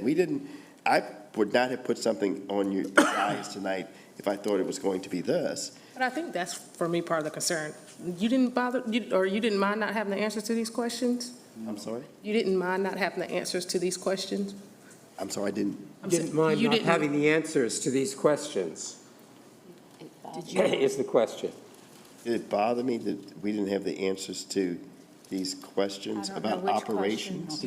What I'm saying is, you said that you certainly wouldn't have put it on the agenda if you thought it was going to be a problem. So what I'm asking is that the questions that we asked him, has that not been a part of the discussion at the staff level? No, the questions that came out of the committee, we thought there was enough to come tonight. And I thought that even at the committee meeting, John, did you mention the 31st, or you didn't? I'm sorry, did I mention? Did you mention that we would be coming in May with this? Yes. So So my question is, and I can appreciate, I think what I hear you saying is that people didn't ask these questions then. But what I'm asking is whether we ask these questions or not. Is it not concerning that there are no answers to these questions as part of the preparation for this kind of presentation? I don't know what questions you're referring to. The questions that we asked at the dais tonight, in terms of when we look at phase 1 and phase 2 punch lists, comparing that, would a better use of these dollars be to fix those items? It could be yes, could be no. It may be an obvious thing. I would imagine that before it ever came here, that would have been part of the due diligence before it came forward, and when you're making a recommendation. Right. And so I would say that as we start, and I won't speak to John's budget, but as we start to talk about the resources that are available in the CATS budget, for some of the things that were discussed tonight, I would think that you would look to other areas of the budget and not to something that was a line item for a particular purpose. Understood, but did anybody do that before we got here? Oh, we absolutely have worked during this budget process to try to find ways to enhance the bus system. I believe that. What I'm saying, all I'm pointing out is that for me, these don't feel like surprise questions in the sense of if I'm preparing for an appropriation request, I should be able to speak to, these are the other options that we looked at, or these are some of the things. Let me anticipate what may be a good use of these funds. So we don't have to belabor the point, but all I'm saying is that going forward, I would love to see a little bit more what I would consider preparation if we're spending dollars is all. I can appreciate that if we didn't ask it, it wasn't anticipated, but I wish that we would do a little bit better job of anticipating. Okay. All right, so we have a motion on the table to defer this item. All in favor, please raise your hand. It's unanimous. Thank you very much. The next item on our agenda is item number 13. This is the nomination, and this goes to the nominations to the Arts and Science Council Advisory Committee. This is the District 7, it's not the Arts and Science Council Advisory Committee, is this the Arts and Cultural Committee? Arts and Science. Arts and Science The Advisory representative. Council. All right, the Advisory Council. And so Mr. Driggs has an appointment. Mr. Driggs? And I he made a has, recommendation to the clerk. he has appointed Mary Wyatt to represent District 7. Okay. All right, the next item is item 14, appointments to the Charlotte-Mecklenburg Public Access Corporation. Madam Clerk?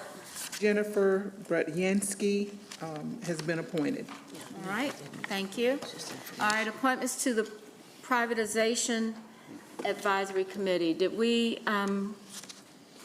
make a decision about that?